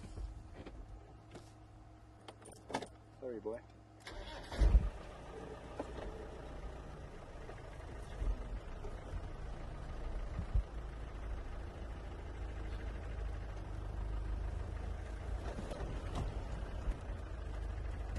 Something roused him. Might have been me jumping over these rocks like this.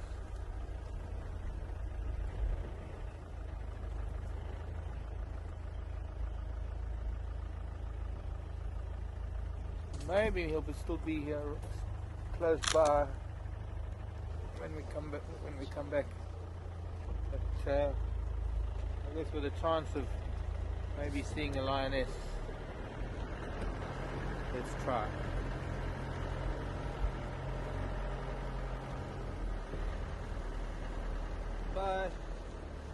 probably think, what have I done wrong? You're leaving me so soon.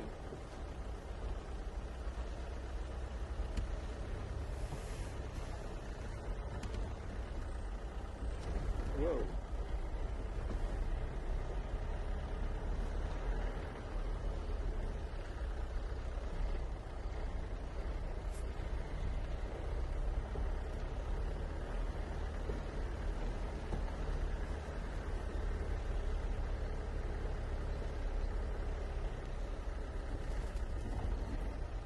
Oh, guinea fowl.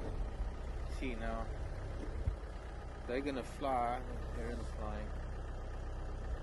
Guinea fowl are roosting already. I don't think we're even anywhere close to sunset.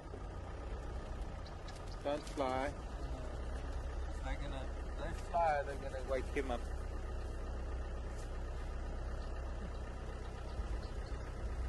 He loves guinea fowl.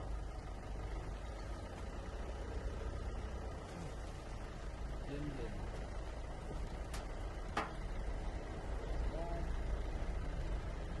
didn't fly too much. Just onto the dead tree.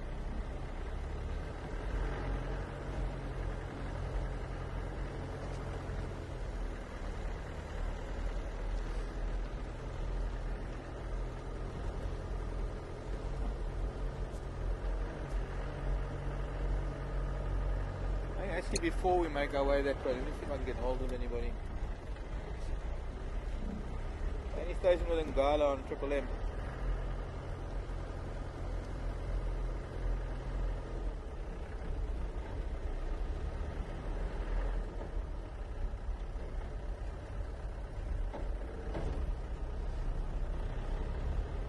Maybe not. Well, we can try.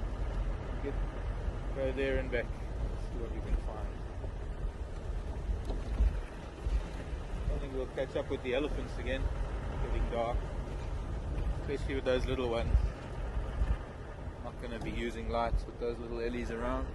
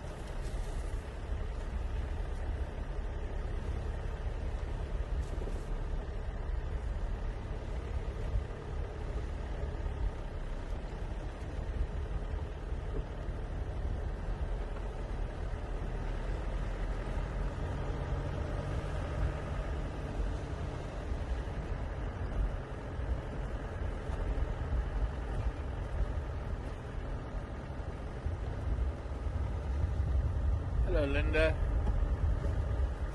Again, back to my collection.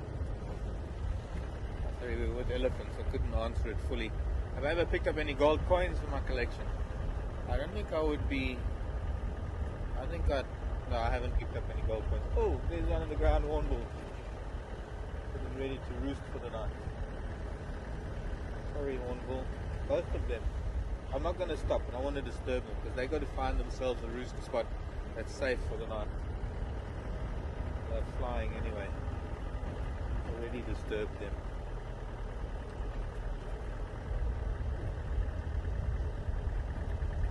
We might get some rain again tonight.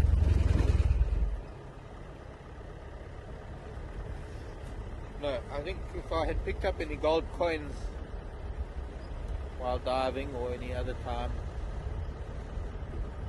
I wouldn't be driving a 32-year-old Land Rover. No, actually I would. Maybe I would have another Land Rover. Maybe, I don't know. But no, even with a metal detector, I found coins on the beach with the metal detector, but nothing older than 1987. And they were old copper coins, like 2 cent and 5 cent pieces. And lots of brandy bottle tops. And that's because I was in a part of the world where brandy is the... Hello, Bo. That's the ram named Bo, Parlor Ram. One horn forward and one horn back. Quite a distinctive young man. Let's see, what have I got in my collection? I've got a very nice warthog skull. Very often skulls are damaged because hyena chew on them, or when an animal is killed. Excuse me, Drongo.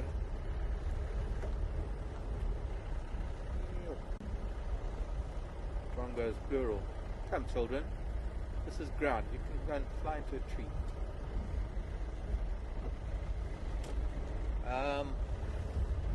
Linda was asking, I have. And to find a skull that is perfect condition is very rare. But I found it was a very big male warthog skull in the Timbavati. It was when I was managing a lodge in the Timbavati, not very far from home in fact.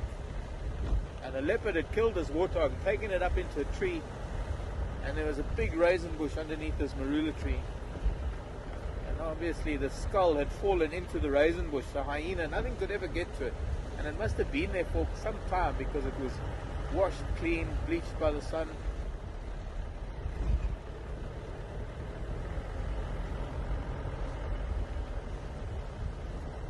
I don't know, it's just average stuff. I've got lots of insect skeletons, I've got lots of snake skins, I have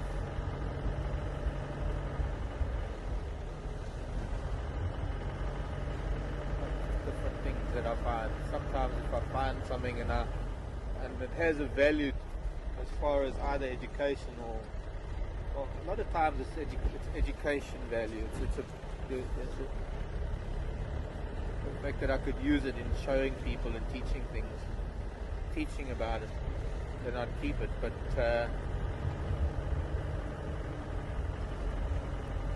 not likely to collect just odd bones. I do collect vertebrae. I like to collect vertebrae,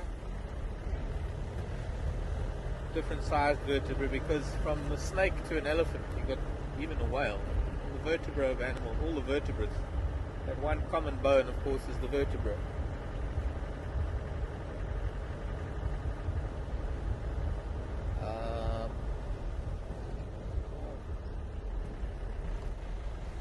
Also, a lot of stuff that I've collected I've had to leave behind, like the stuff that I collected on walks in the different parts of East Africa where I did a lot of walks. I had to leave all of that behind. A lot of stuff that I had that was things like hippo tusks and bits of elephant teeth. I left with the local office of traffic, which is an organization that polices the movement of animal or smuggling. They called traffic. Forget what it stands for.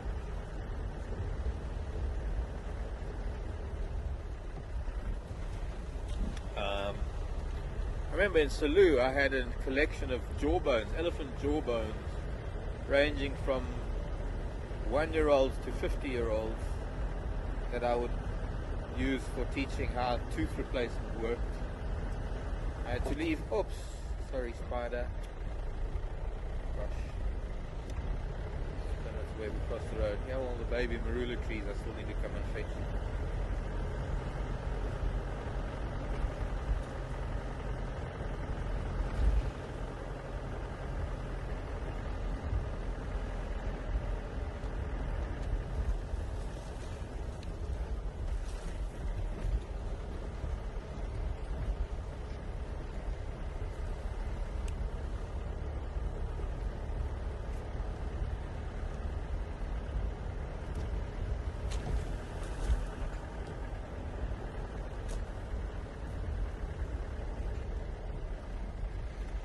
Hello, Melva.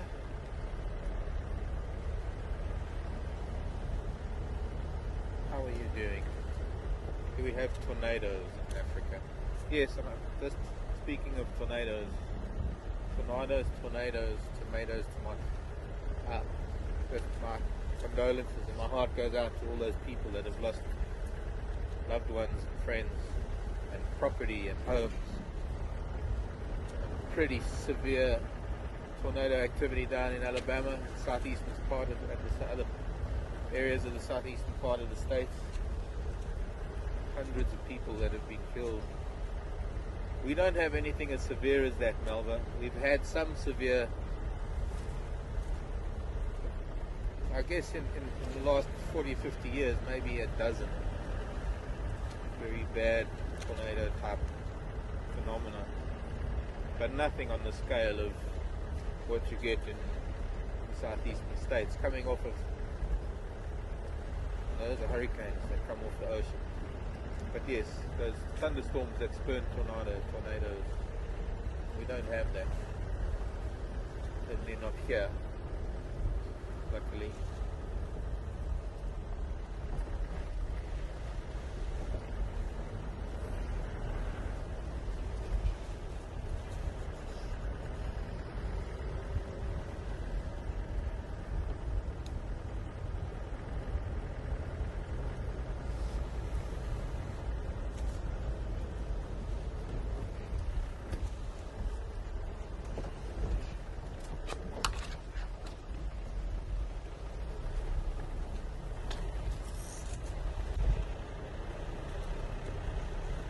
I think one tornado we had in a little town called Welkom, which means welcome, a little mining town west of Johannesburg. I think many years ago, if I remember Penny telling me, there was a tornado there that killed quite a lot of people, wiped out the town.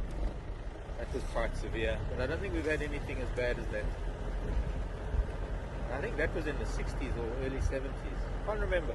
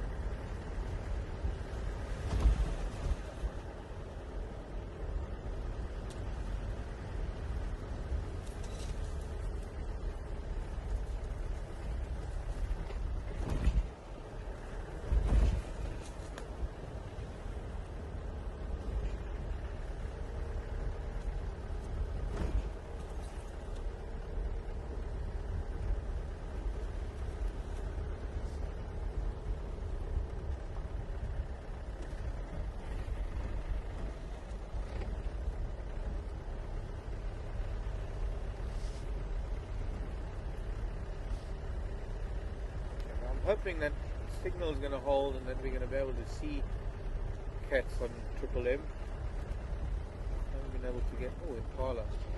What are they looking at?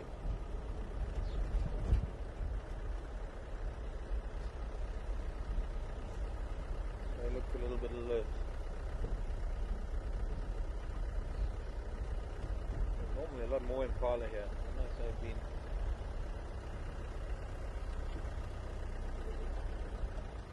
split up.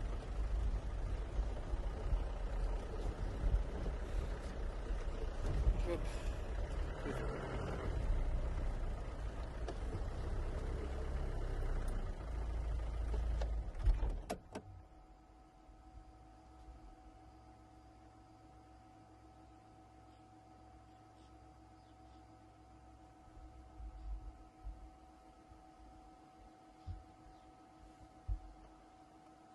Some of them are not that alert.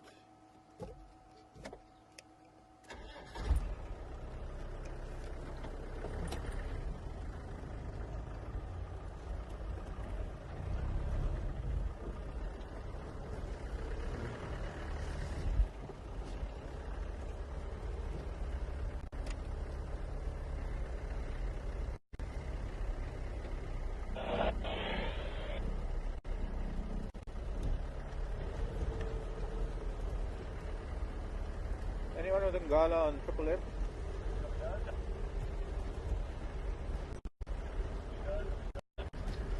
Mark, confirm still visual from Triple M. Okay, Mark coming in from Western Gary. Am I going?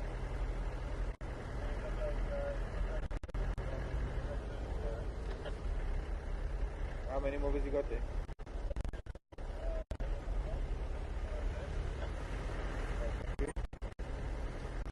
Sorry, Craig, was on the radio and didn't hear that.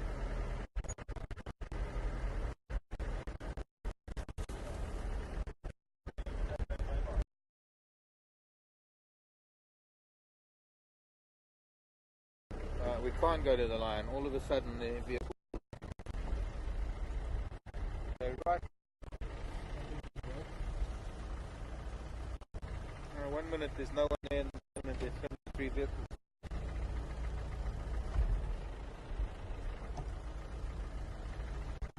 They're lying on the road.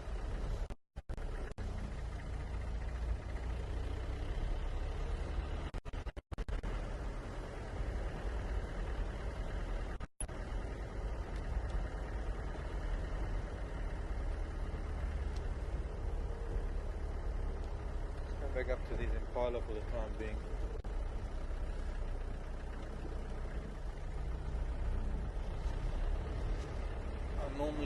I'm not in the habit of waiting to go into a sighting, but under the circumstances we're going to.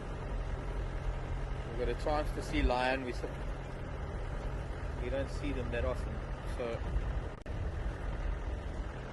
we can't pass this up. Craig, you were saying something about Penny?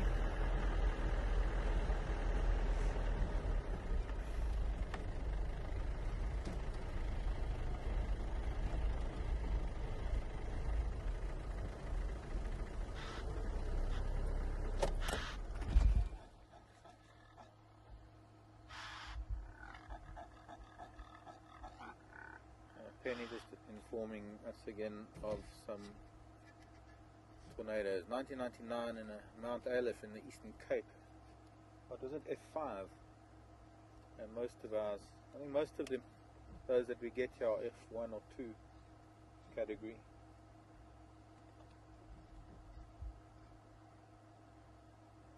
So these got enough slowly mobile south, right?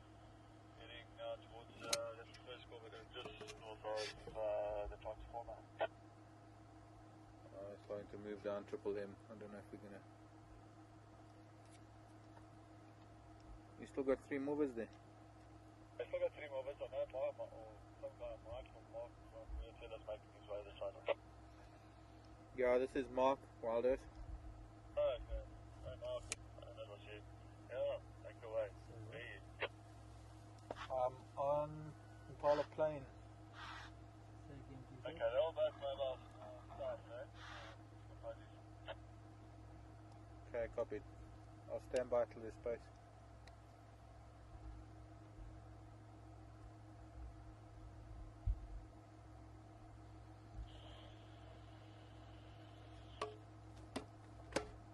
Stand by one for one night to come in.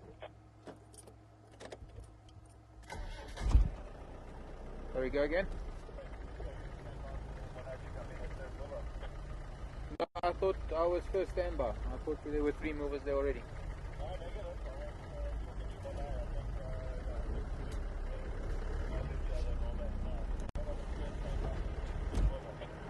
Okay, I'll be there. I'll see you live.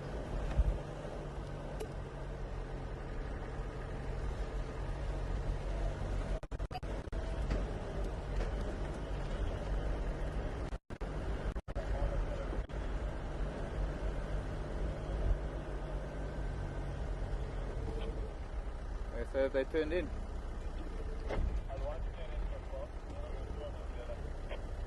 Okay, yeah, no, it's just an Impala Ram chasing some females around on the open area.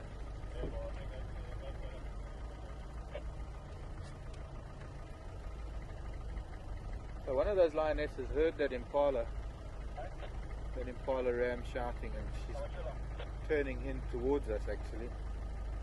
They might hunt Impala, they might hunt the Impala, except if they come out here we're going to see them.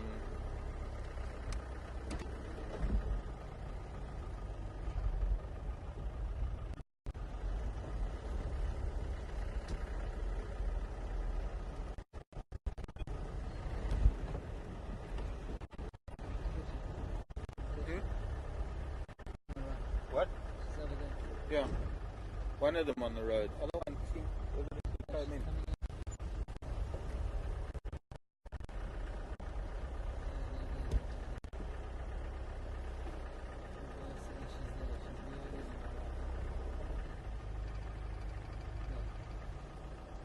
Yeah, coming up to the open area. We've got lion on Western Gowrie, aren't we lucky? So let's turn around. We're going to have to turn around. It's going to be easier. Well, straight through a mud puddle.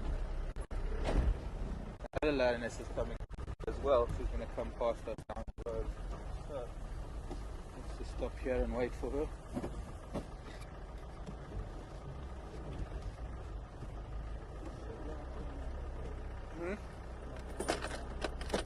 There she comes.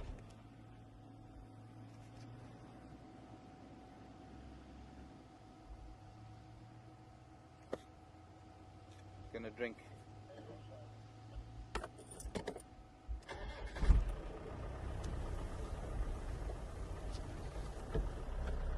Got her.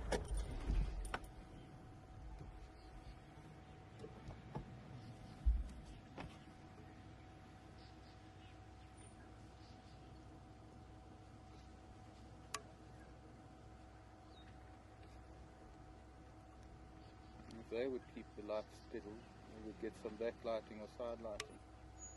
Oh, that's clever, very clever.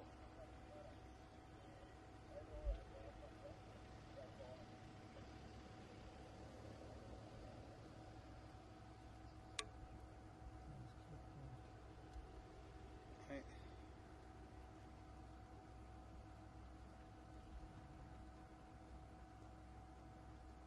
Unbelievable.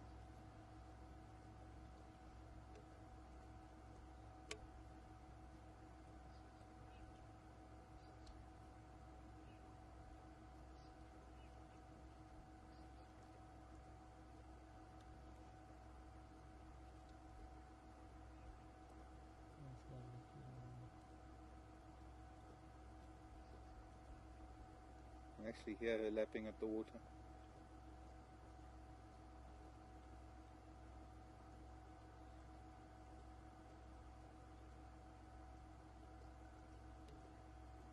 That Impala Ram is still doing his rutting thing with those females, and I think that's what has attracted these females to come in.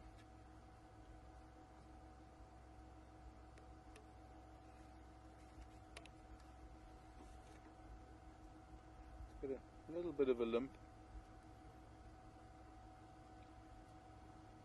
Hello, pretty girl. It's the young female.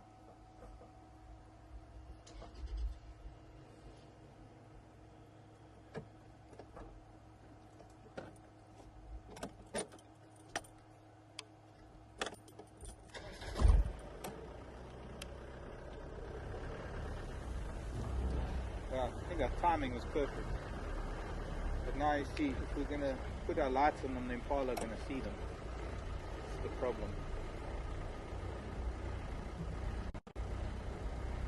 The females already on the Yeah.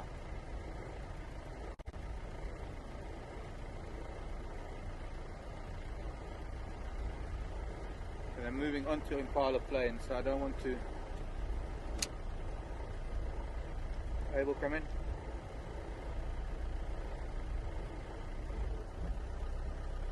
Abel, come in.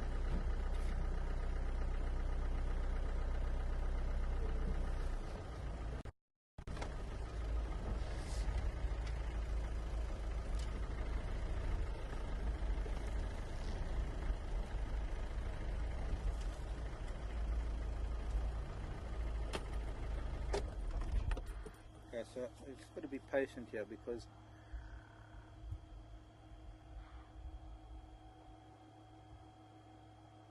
they're interested in this Impala that's chasing the females, and as long as they are not highlighted by the light, they have a fair chance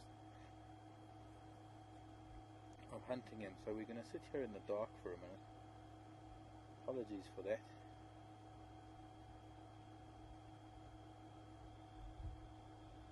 Maybe they're not.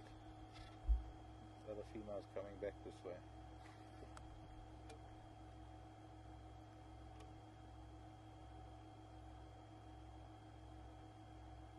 No, she's looking.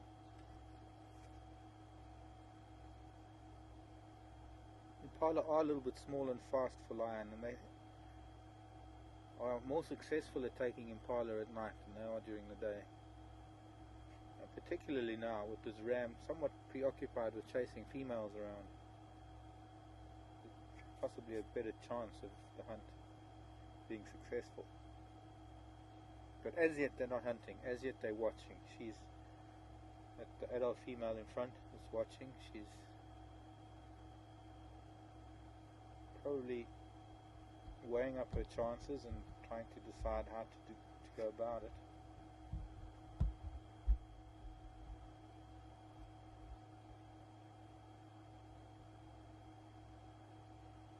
The younger female lying down in the road next to us is probably not going to take part at all.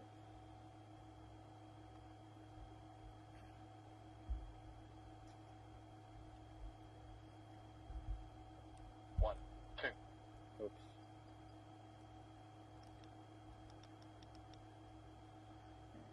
Got radio problems here.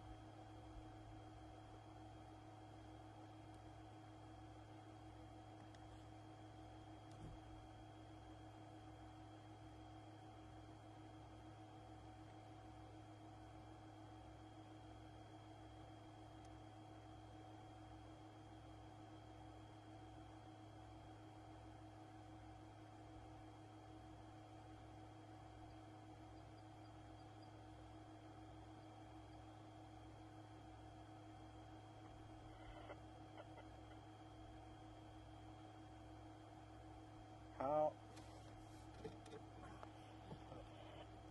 camera, I'm wondering how slow that shutter speed can go before.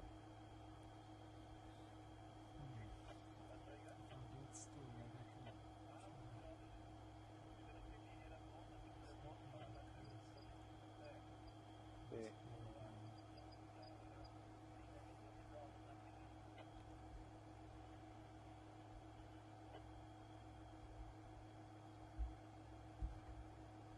Very, very slow shutter speed, able to open up the camera a little bit, can just make out this lioness to the left of us lying on the road.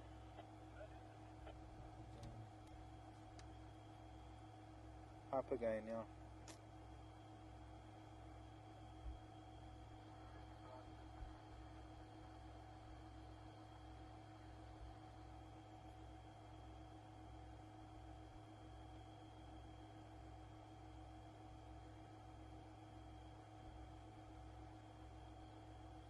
Other one's moved off already. Probably best to let her go and do her thing and wait with this one.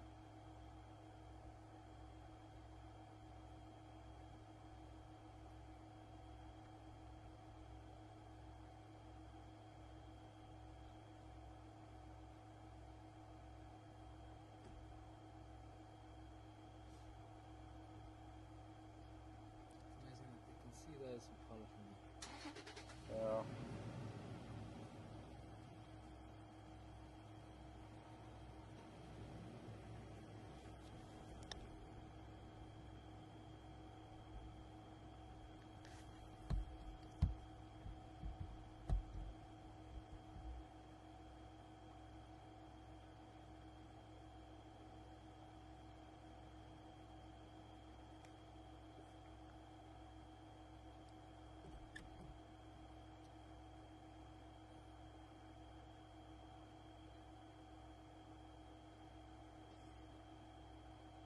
The last time I heard it in Impala, it was way up on the northern edge of this open area. We were on the southern edge. Gone very quiet. Yeah.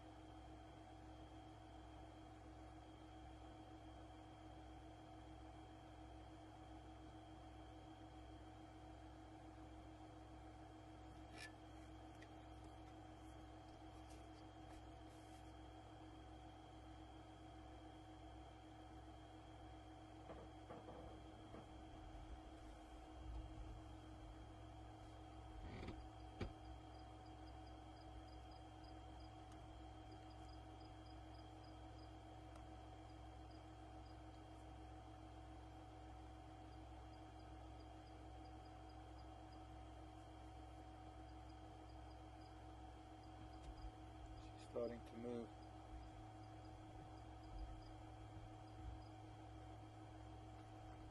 I'm going to follow her in the dock.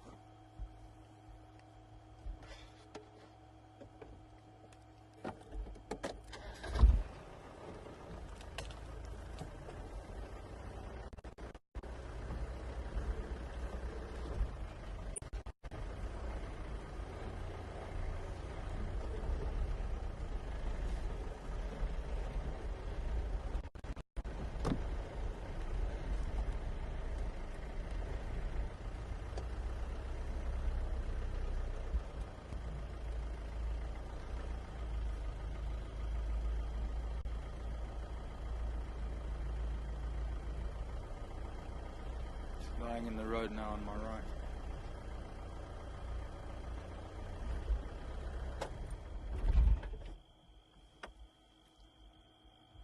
Hello, pussycat. What day? I'm going to catch you an Impala now.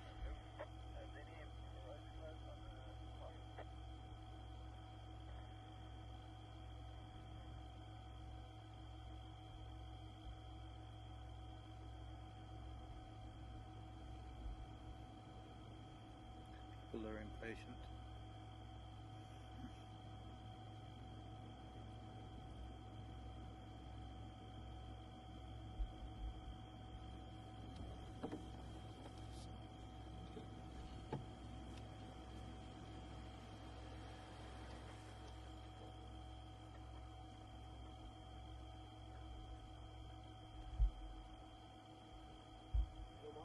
Hey, Ace.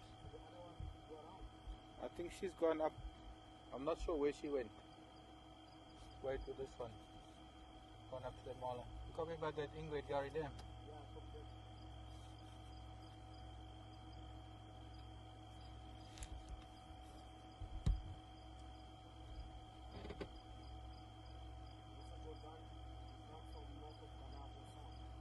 Yeah. Did he cross because of that one?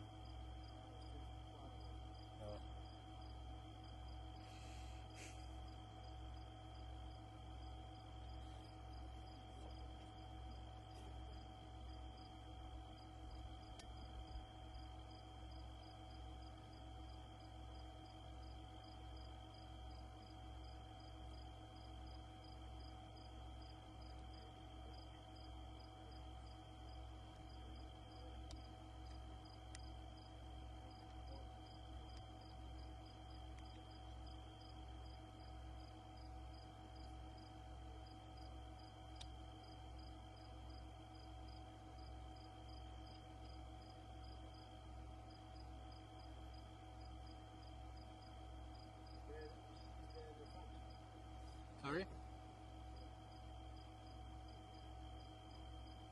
she's there in the front. You see those Mala?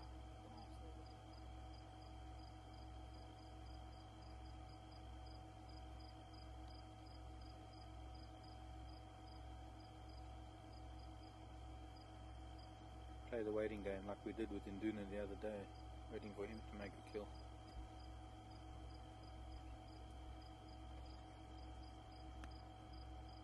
Only during the day it's a little bit better because we can at least see things. This is very important, to give neither one of these animals the advantage. Shine on the lion, the impala see the lion and run off. Shine on the impala, gives the lion an advantage of hunting. So she's moving a bit closer.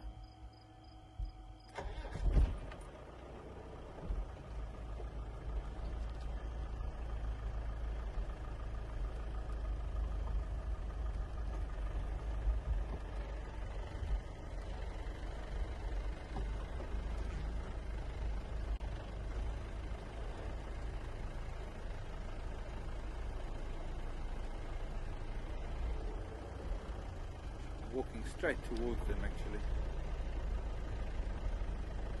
Both of them are. They're both here now on the left. Just make out their shadows.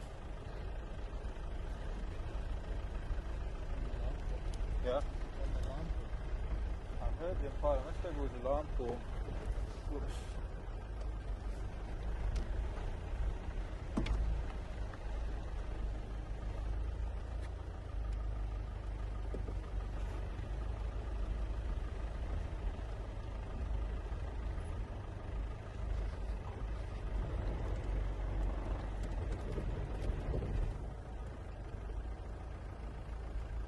Okay, moved off.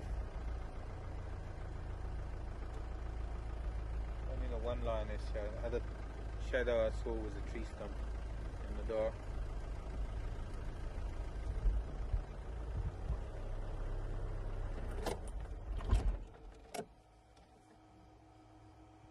There might not be anything happening after all. Could have been an alarm call, but that impala ram's gone with his females.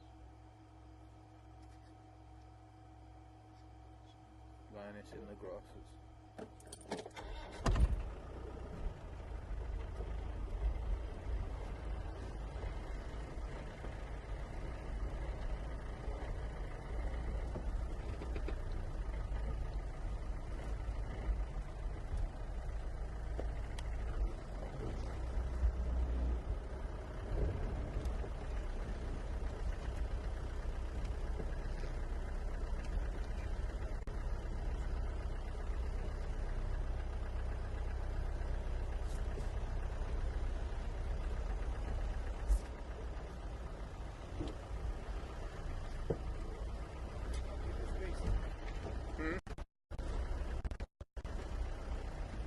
I don't know, have you seen that other mafaz? Yes. Where is she?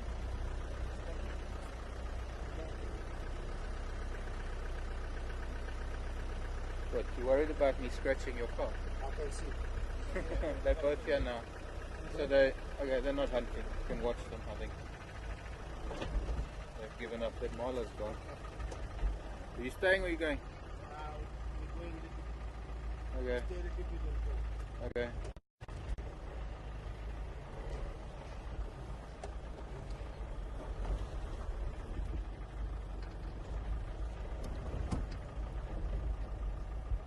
Hello.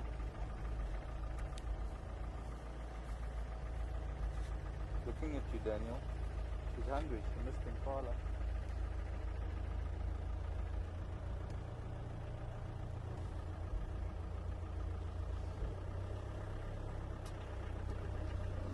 Next one is how to come through.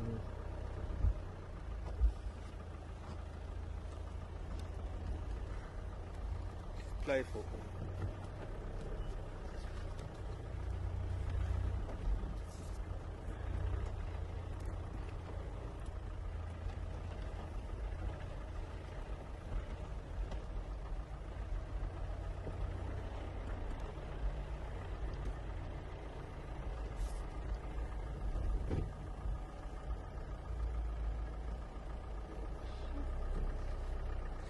Over 10. What's playing? Oh.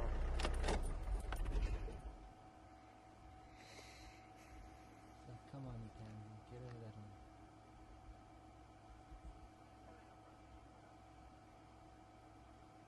I think I'm gonna go all the way to quarantine. Ja, gaan natuurlijk niet in.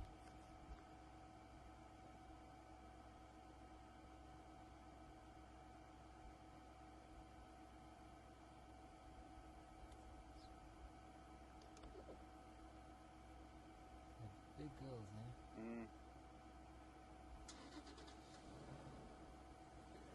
One lioness stood right behind Daniel, looked up at him. He was drooling. Daniel in the lion's den.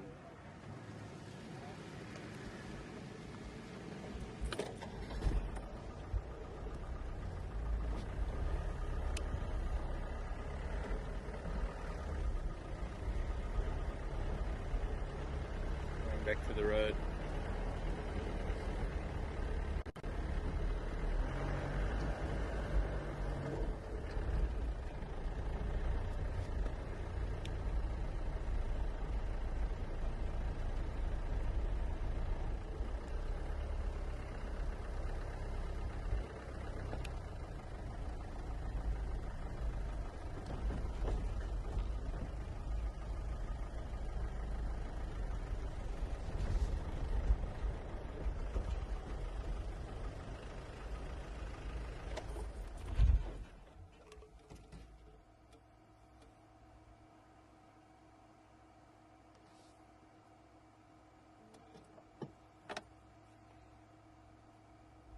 Long time since they've been on Western Gowrie. How many were there this morning? Only these two.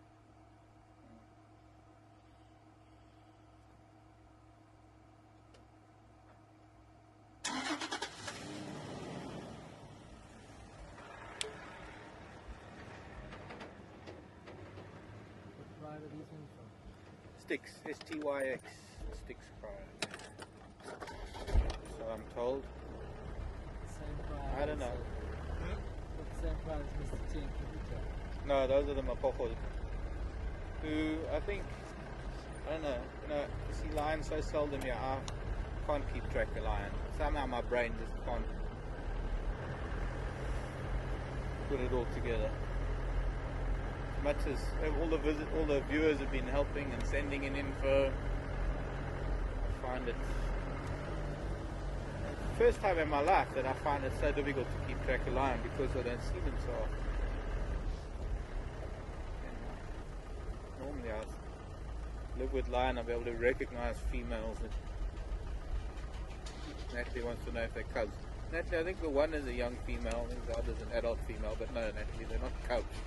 Maybe sub-adult the one, but not a cub. I'm trying to get rid of the spider that's on the same green bark spider that Chanchard that has been on my shoulder, now on my hand.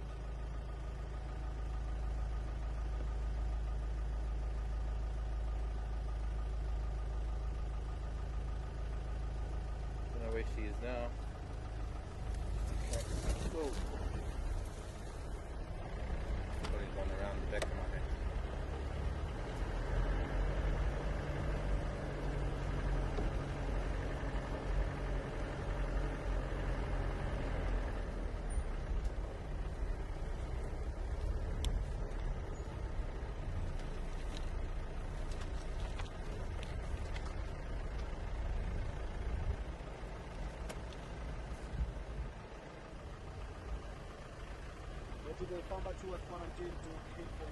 I think so. But we're losing all those Mampimpa and wildebeest. I think there's only 3 left now. Thanks, Paul.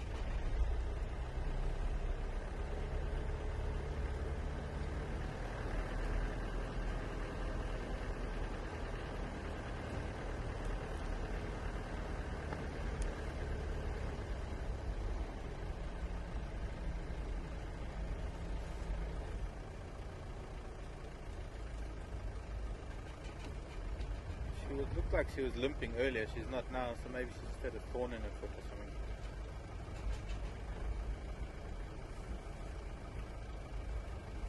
I don't think she's that much of a Sabbath. Only about 3.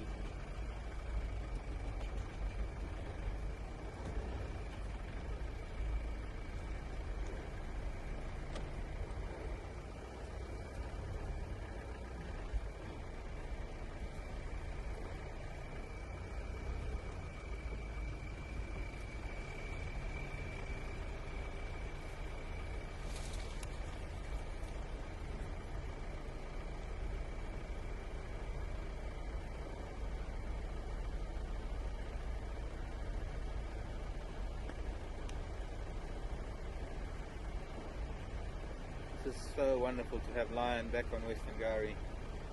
They only spend the night and they're gone by the morning, but gives us a chance to follow some lion tracks when we wake up in the morning, see where they've gone to. For now we're going to try and stick with them for a little while.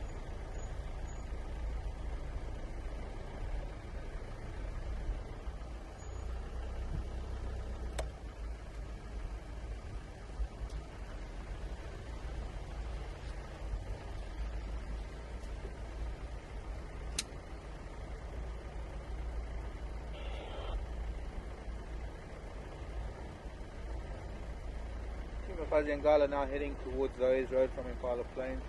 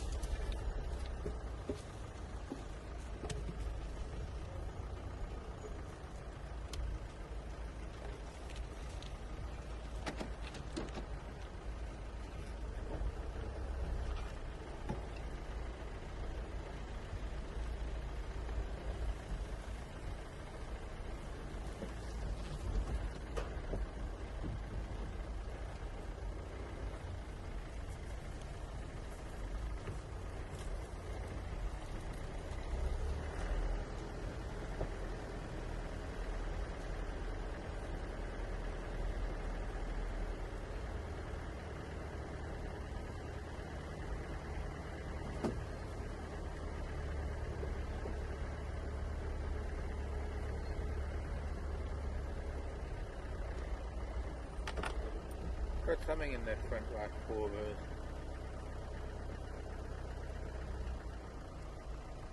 I don't know, also I'm just looking, I don't think she's that much of a sub-adult because it looks like she's had cubs and nipples have been sucked on. Not that much of a youngster.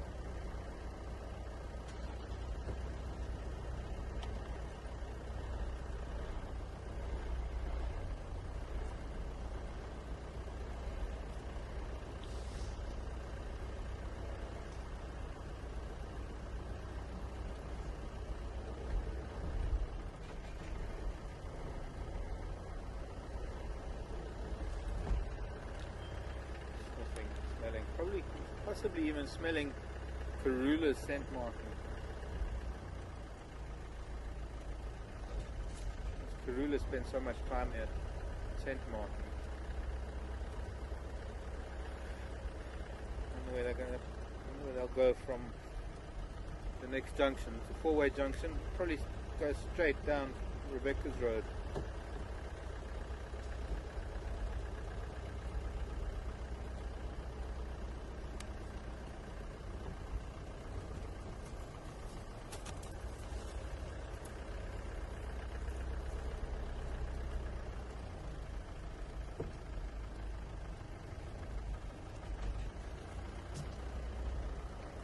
Leapfrog, able to go a little bit ahead now. Punch.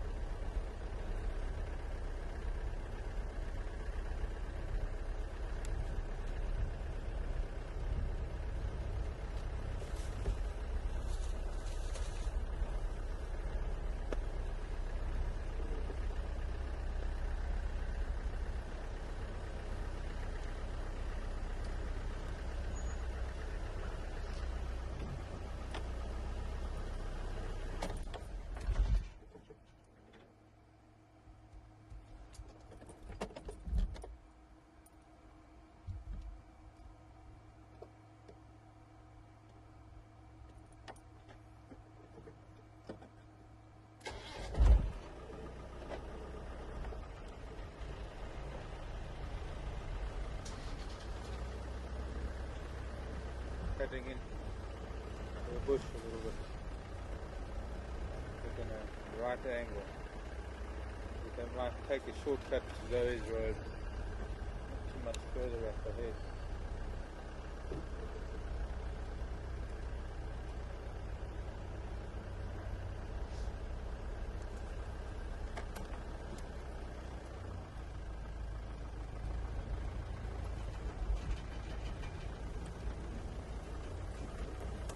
Yep, so this way. No, but it's old. Take it.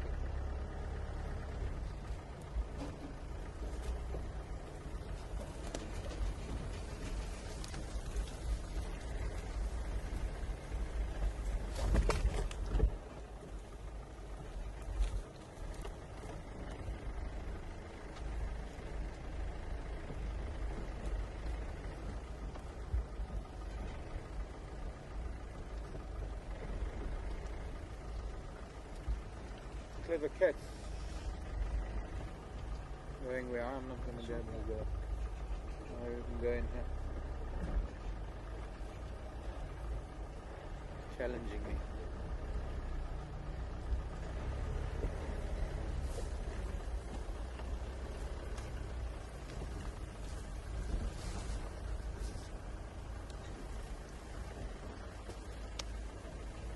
Abel's up ahead on Zoe's Road, but they seem to be mostly moving parallel to Zoe's.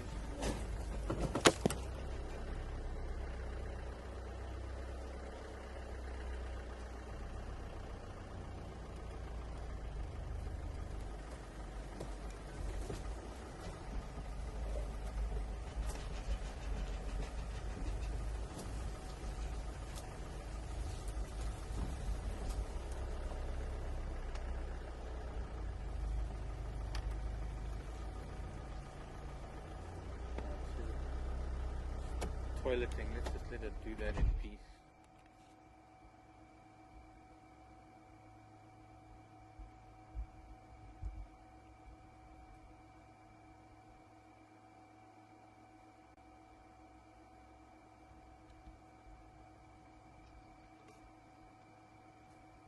And none of us want lights on us when we are going to the toilet.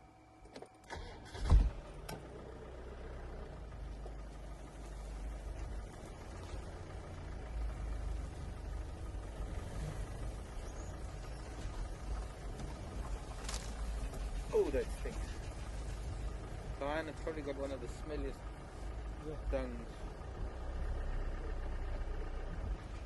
That's why I didn't go there, because the last thing we want is to drive over.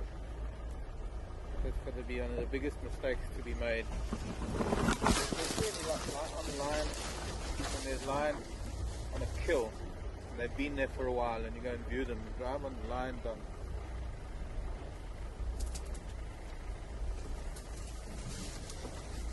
Have that smell forever. They will go and drive.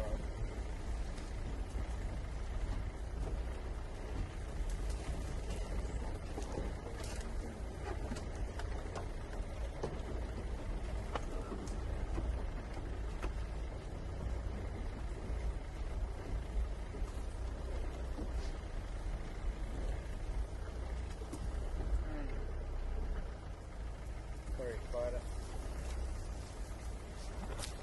Heading on Zoe's. I know exactly where we are. Here's this kudu berry on top of the termite mound.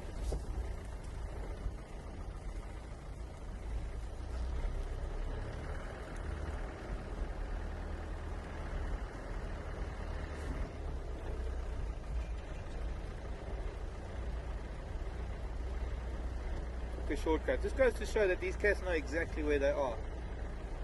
Instead of walking straight and then turning, making a 90-degree turn, they knew exactly where they were to take a shortcut to come through to this section of Zoe's Road. So they know where they're going, they know where they are, they know what they want to do.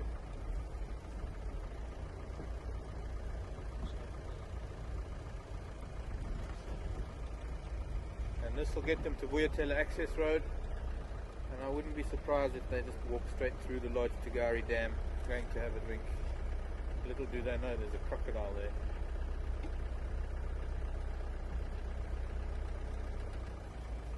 Although I'm sure they are aware of crocodiles. They've probably drunk water on the Sand River where there's a decent population of crocodiles.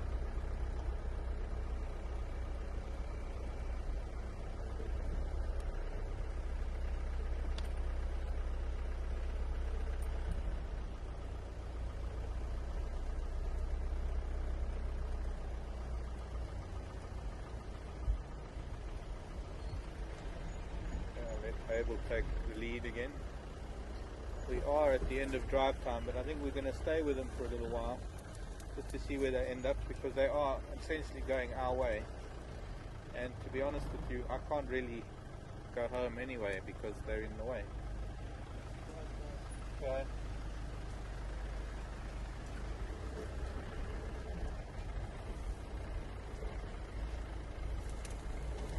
Plus it's special.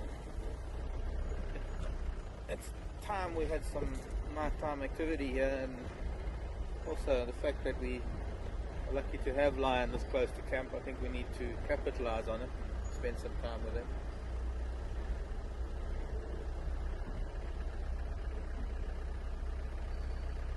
If other vehicles start coming, we would have to make way for them. For now we are lucky enough to spend time with them.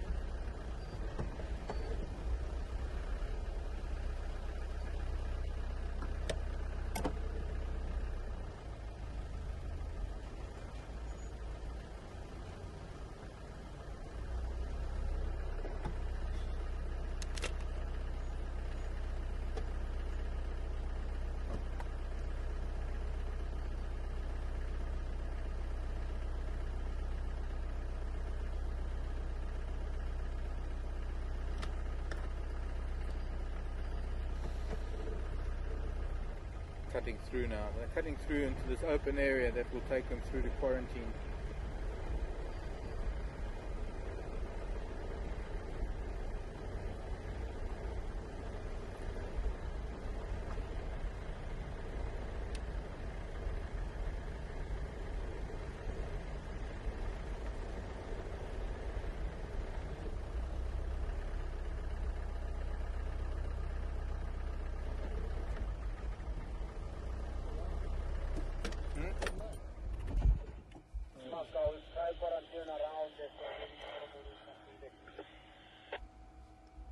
Okay, copy.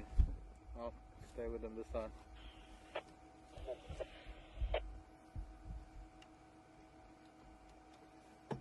I think she picked up the scent or something, that's why she turned off the road. And the other one's carrying on? No, I think, no, the other one's just behind it.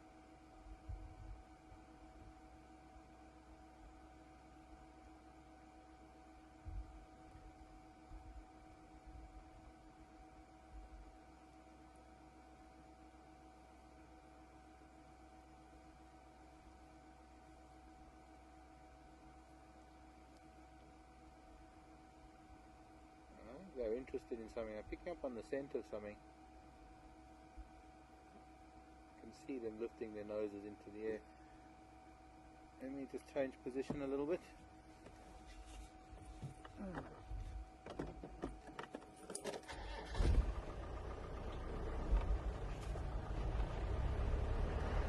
Try and get in here where they are.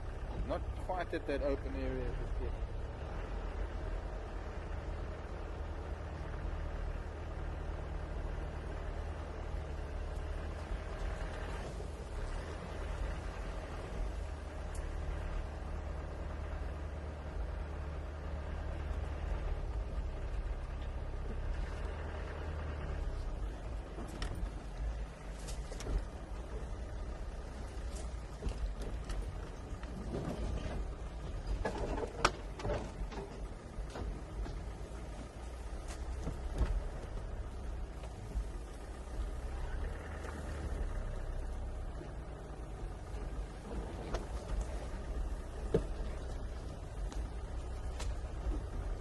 They're zigzagging a little bit, so I think they're on on the scent trail of something.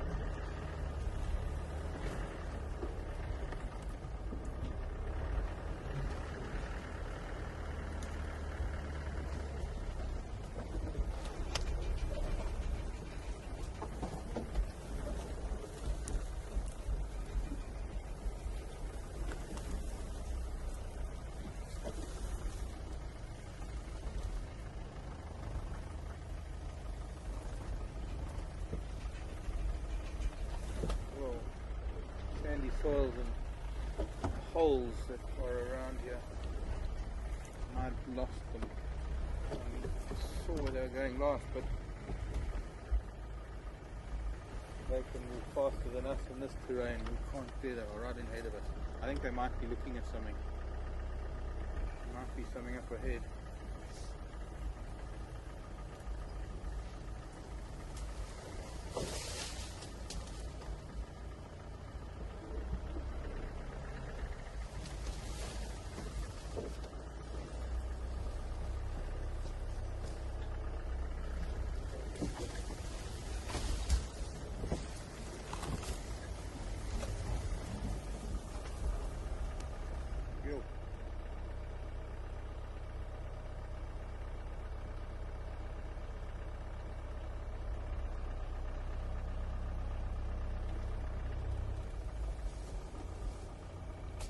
Yeah, I think they're watching something. I don't know what it is yet. Oh, hairy caterpillar. We don't want one of those falling on us. Yeah, definitely watching something up ahead.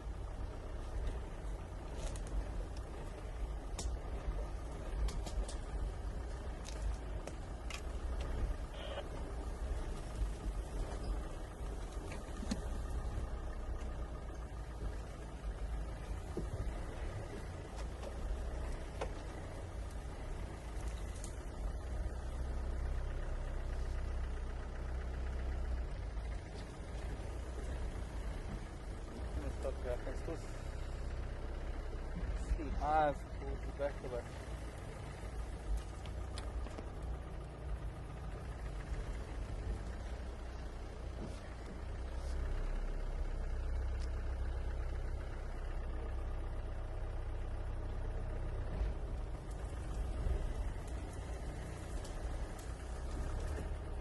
Oh, she's stalking. I'm going to switch off and listen.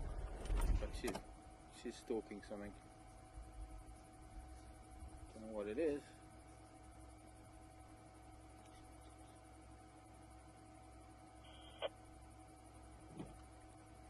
Abel, come in. Abe, they've moved about 50 meters off the road. I think they're stalking something here.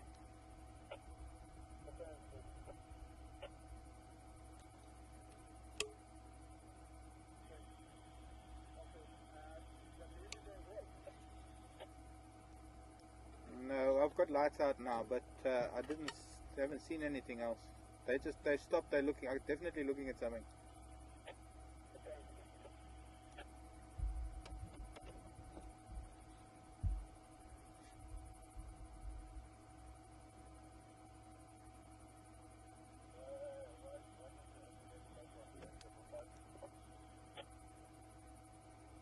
We're on Zoe's Road, Henry, just a little bit north of junction with Impala Plains.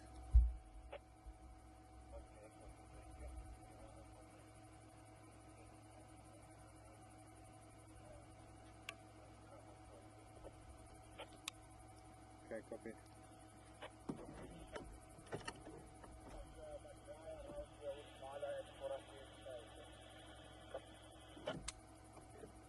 Okay, copy.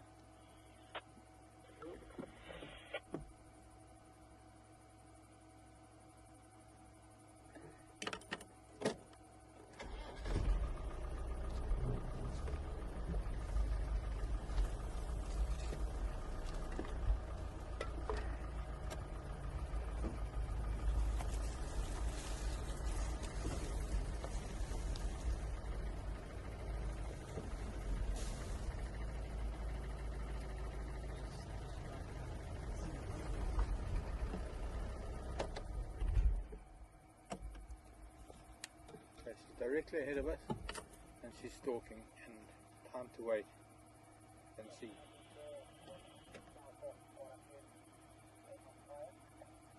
Oh, those elephants are now coming out at Inga's house.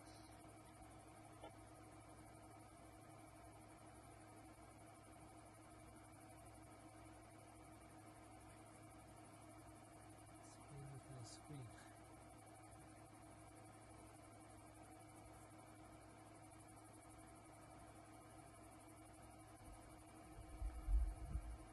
And there's a screen inside the screen inside the screen.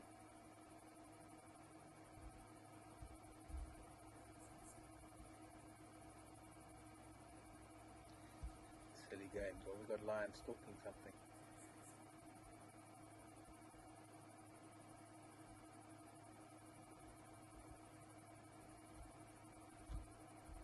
I need to actually cover that because it's disturbing me now in the dark.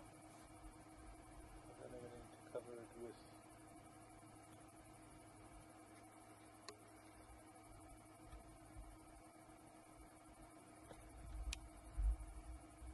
Maybe I can just.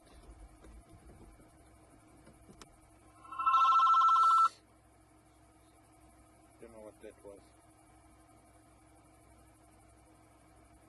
UFO.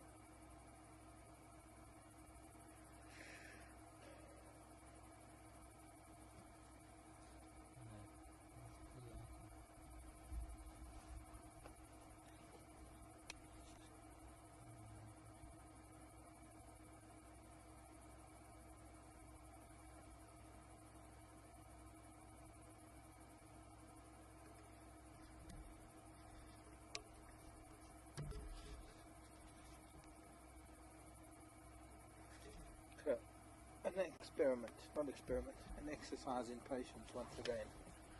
With lion, this time with leopard, but it's a cat nonetheless. And it's a matter of sitting and waiting, and important that we do so without lights. So what we're waiting for is sound. We're waiting for the sound of running feet. If there's a successful kill, we will hear the kill, not a pleasant sound. But we don't really want to be influential in what happens with this kill. Either way, either helping them or hindering them. And that could wander off while we're sitting here in the dark. It's happened to me many times, waiting for something to happen, and the cat just wanders off in the dark.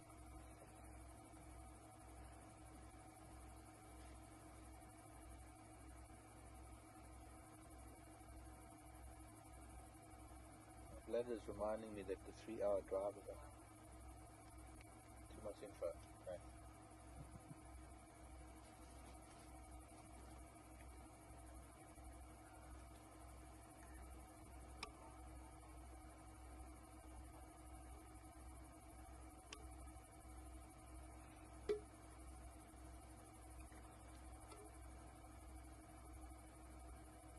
Do not adjust your sets, do not adjust your computers, do not reboot your computer, do not reload the web page. This is not a drill.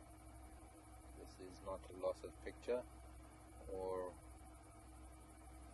signal. We have a black screen for a reason. Maybe let's put the monitor back in the corner or something. Or something, just so that there is a picture on the screen of something. There we go. And my thumb. 2, 3, 4, 5. Just keep you posted that we're sitting in the dark. We're in a very tense situation here. We're sitting in an open vehicle. They're two very hungry lionesses. And this is the middle of our African bushveld here in South Africa. My name is Mark. Daniel is on camera. Have you done this before? I mean, have you sat in the dark like this before? No, Not waiting for lions, okay. So I think for some of you who are experiencing it for the first time, I think Daniel is possibly experiencing it live, real for the first time. I can say we're fairly safe because these lionesses are interested in a four-legged animal somewhere up ahead. They have paused. The way that their body language is telling me that they're interested in something, and they've got to be very careful how they're going to approach it from here, because they've got to go into a full hunt mode. They're not really, they're watching something, and they're not really stalking it yet, not to my knowledge. For us to shine a light on it, the situation could be detrimental to either the prey or the predator. I have to tell you as well that it could be detrimental to us. If they're chasing something that is running towards us, and I switch a light on, it can blind an animal running towards us, and I've had bad accidents happen. Not me personally, but I've witnessed bad accidents where guides or trackers have switched on a light at the wrong moment and been hit by an animal, being chased by a lion. It's a very tense situation. So we have two lionesses here in the dark, hoping to catch something.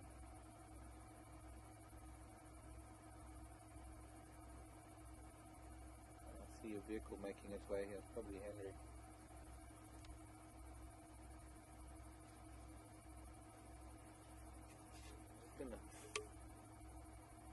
Still busy, still watching, still head up, still interested, ears forward.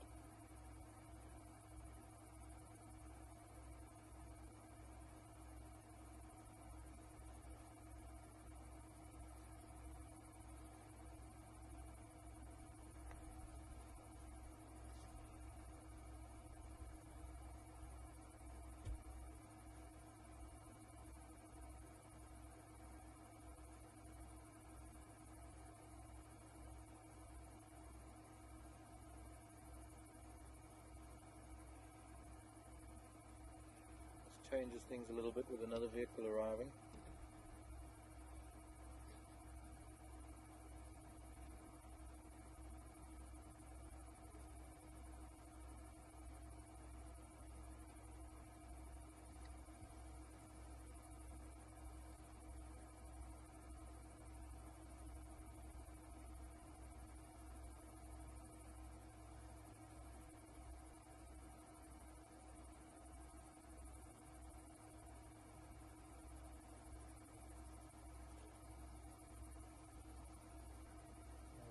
Breeze that I'm hearing in the trees, or something walking.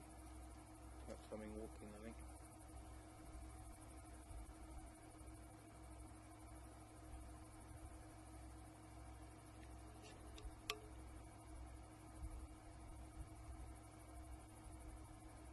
That would have been them walking.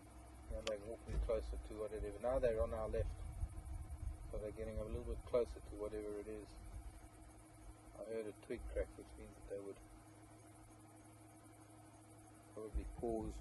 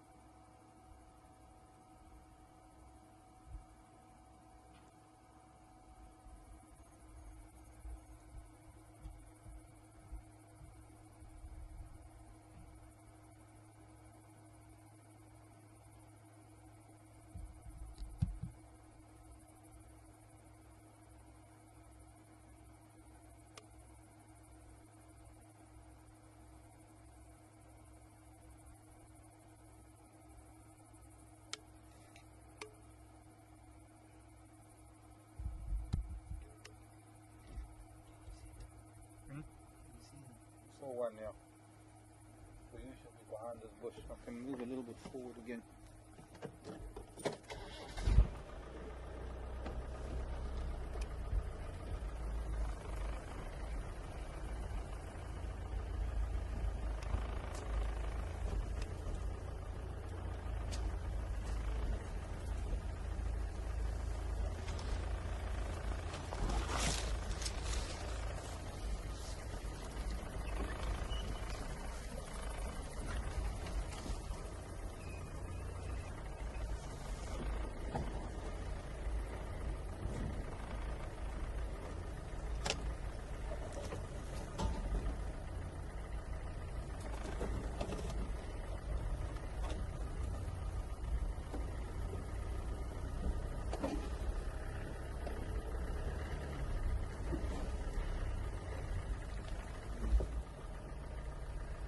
Given up. I think no.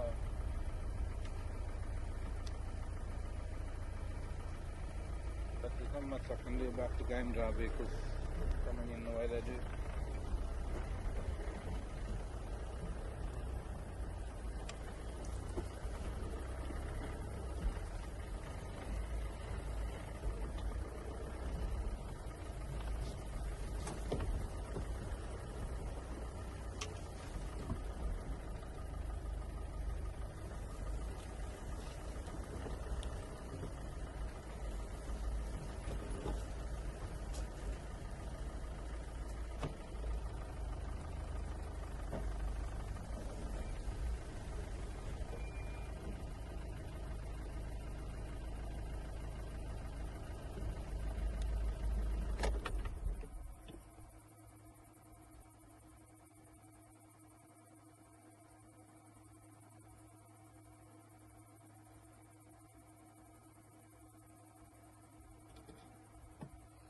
Pick it up. Can you see it?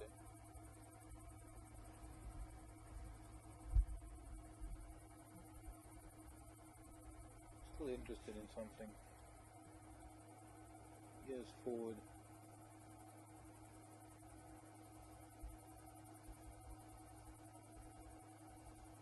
Now I'm going to take a route around as she's talking.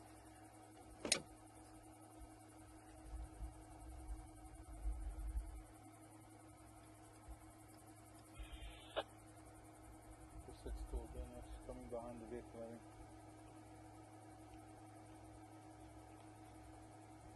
No, in front of us. Henry, coming. Can you see anything there? Yeah, they're going around this should do, Lieutenant, I think.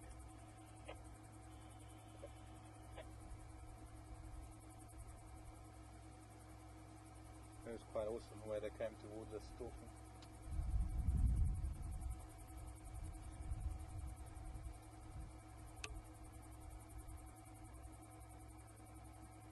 There's something on the other side of this. Like now, they've gone for.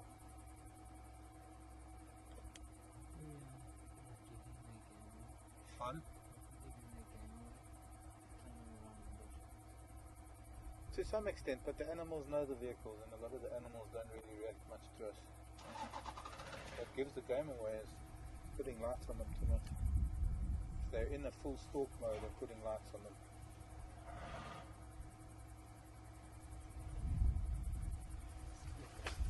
Jesus, man.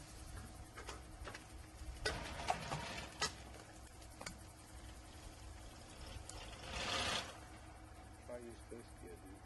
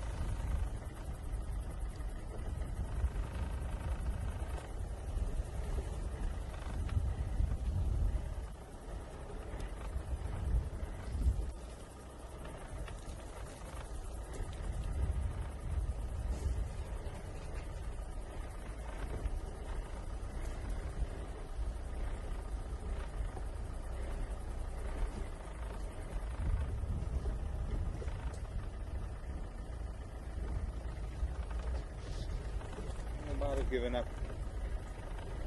I don't know where Henry's gone. I don't know why he thinks they've gone that way.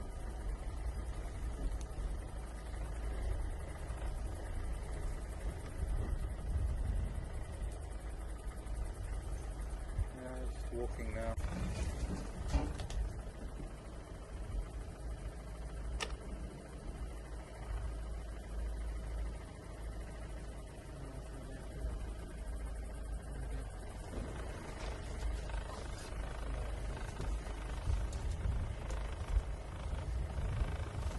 That might be what they're also listening for.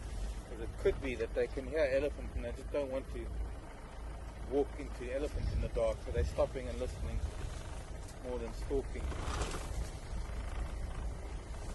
Yeah, they're back together heading towards quarantine now.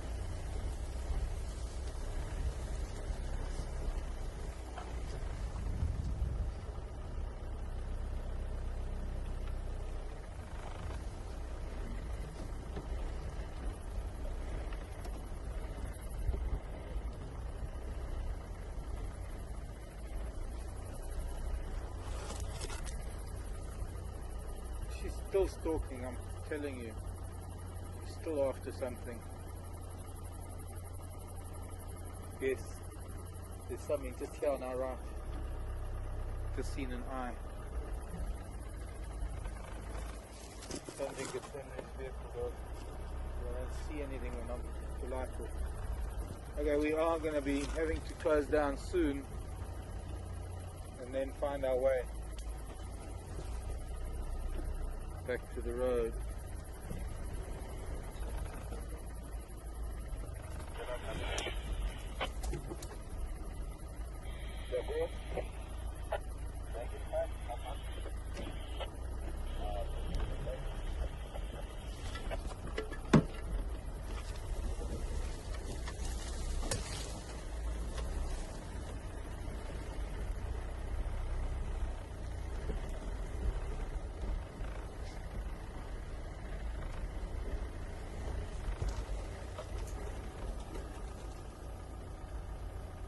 There's something in there that they want.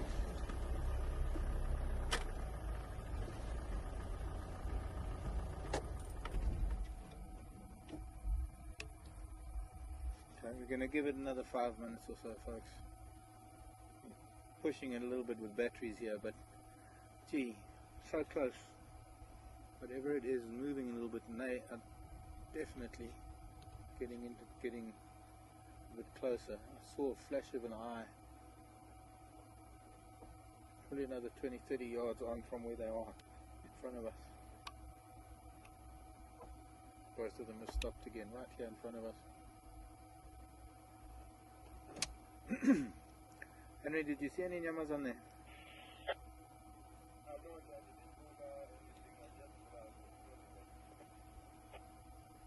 Oh, okay. Well, I can see some mesa, but I'm not sure what it is.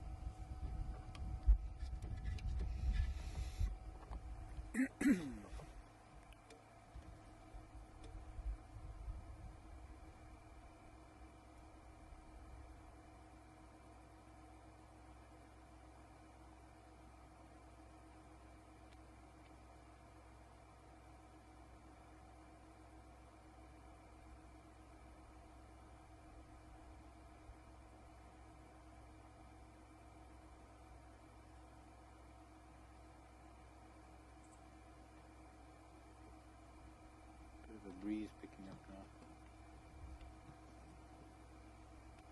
Leaves making a noise.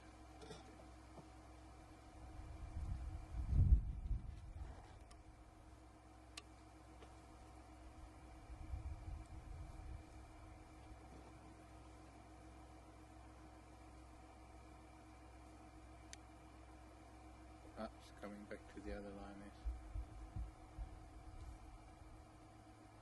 they've given up.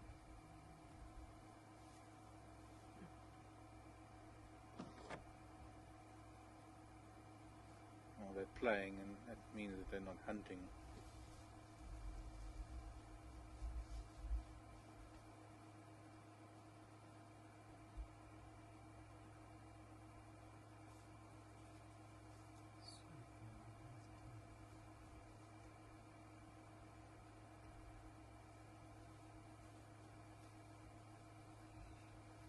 There'll be something on quarantine, so they'll probably get an impala on quarantine.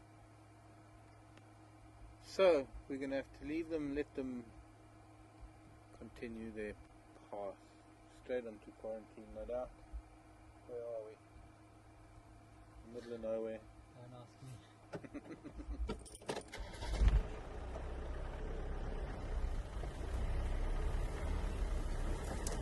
Let's go back there.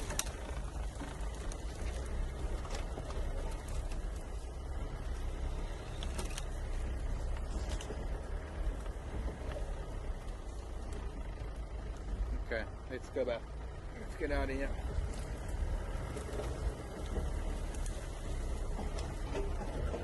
Let them disappear into the darkness.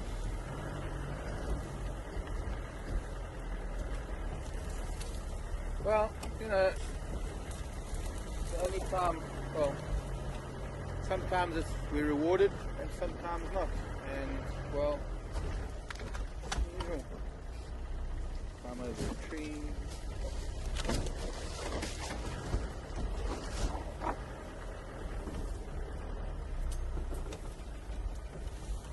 We'll take it fairly slow. Where are we? Heading west. West. Going west.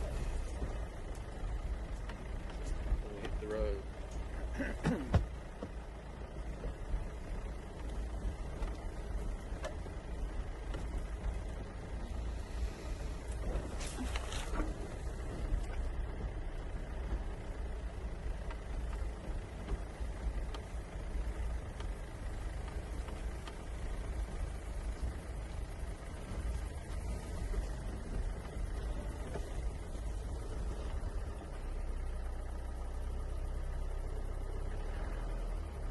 Old strands of golden orb spiders hanging up.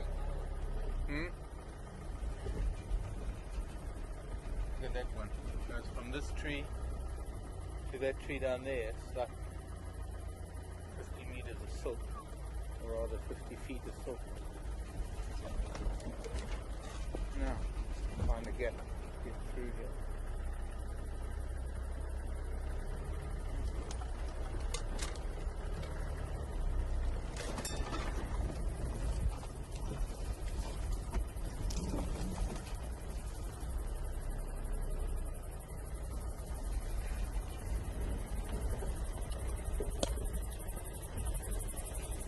Gets a little bit dense closer we get to Zoe's Road. And that's where it's a little bit tricky to find our way through.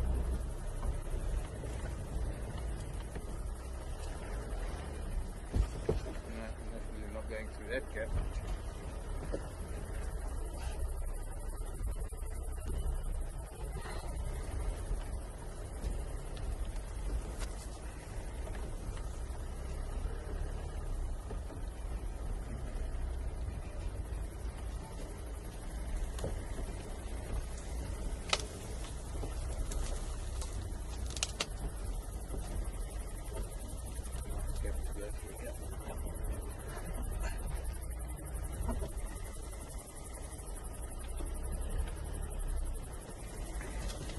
Fortunately, some stars out there tonight to navigate.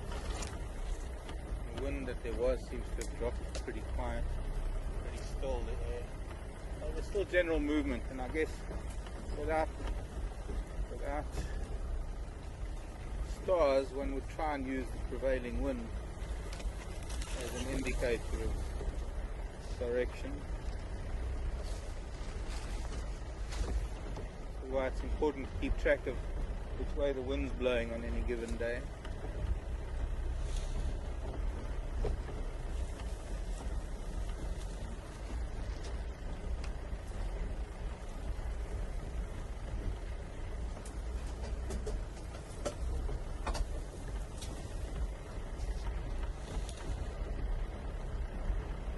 This is, whoa, that is a big log.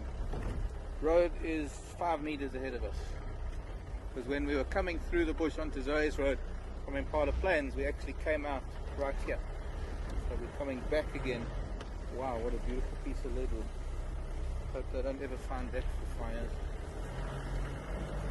So we went in a straight line, came out in a more or less straight line. And at this point I'm going to have to say goodbye to you all. As much as I would love to go around to quarantine and spend the rest of the night with these lions, and I have done that in the past. Sure, I'm hot from off-road driving, but fantastic, absolutely fantastic afternoon. I hope you enjoyed it as much as we did. Wow, filled the afternoon with some wonderful things. My name is Mark, Daniel on camera, Craig in final control. From all of us here at Wild Earth Safari, we bid you good night, farewell, and we'll see you in the morning, 6 o'clock Central African time. Bye for now.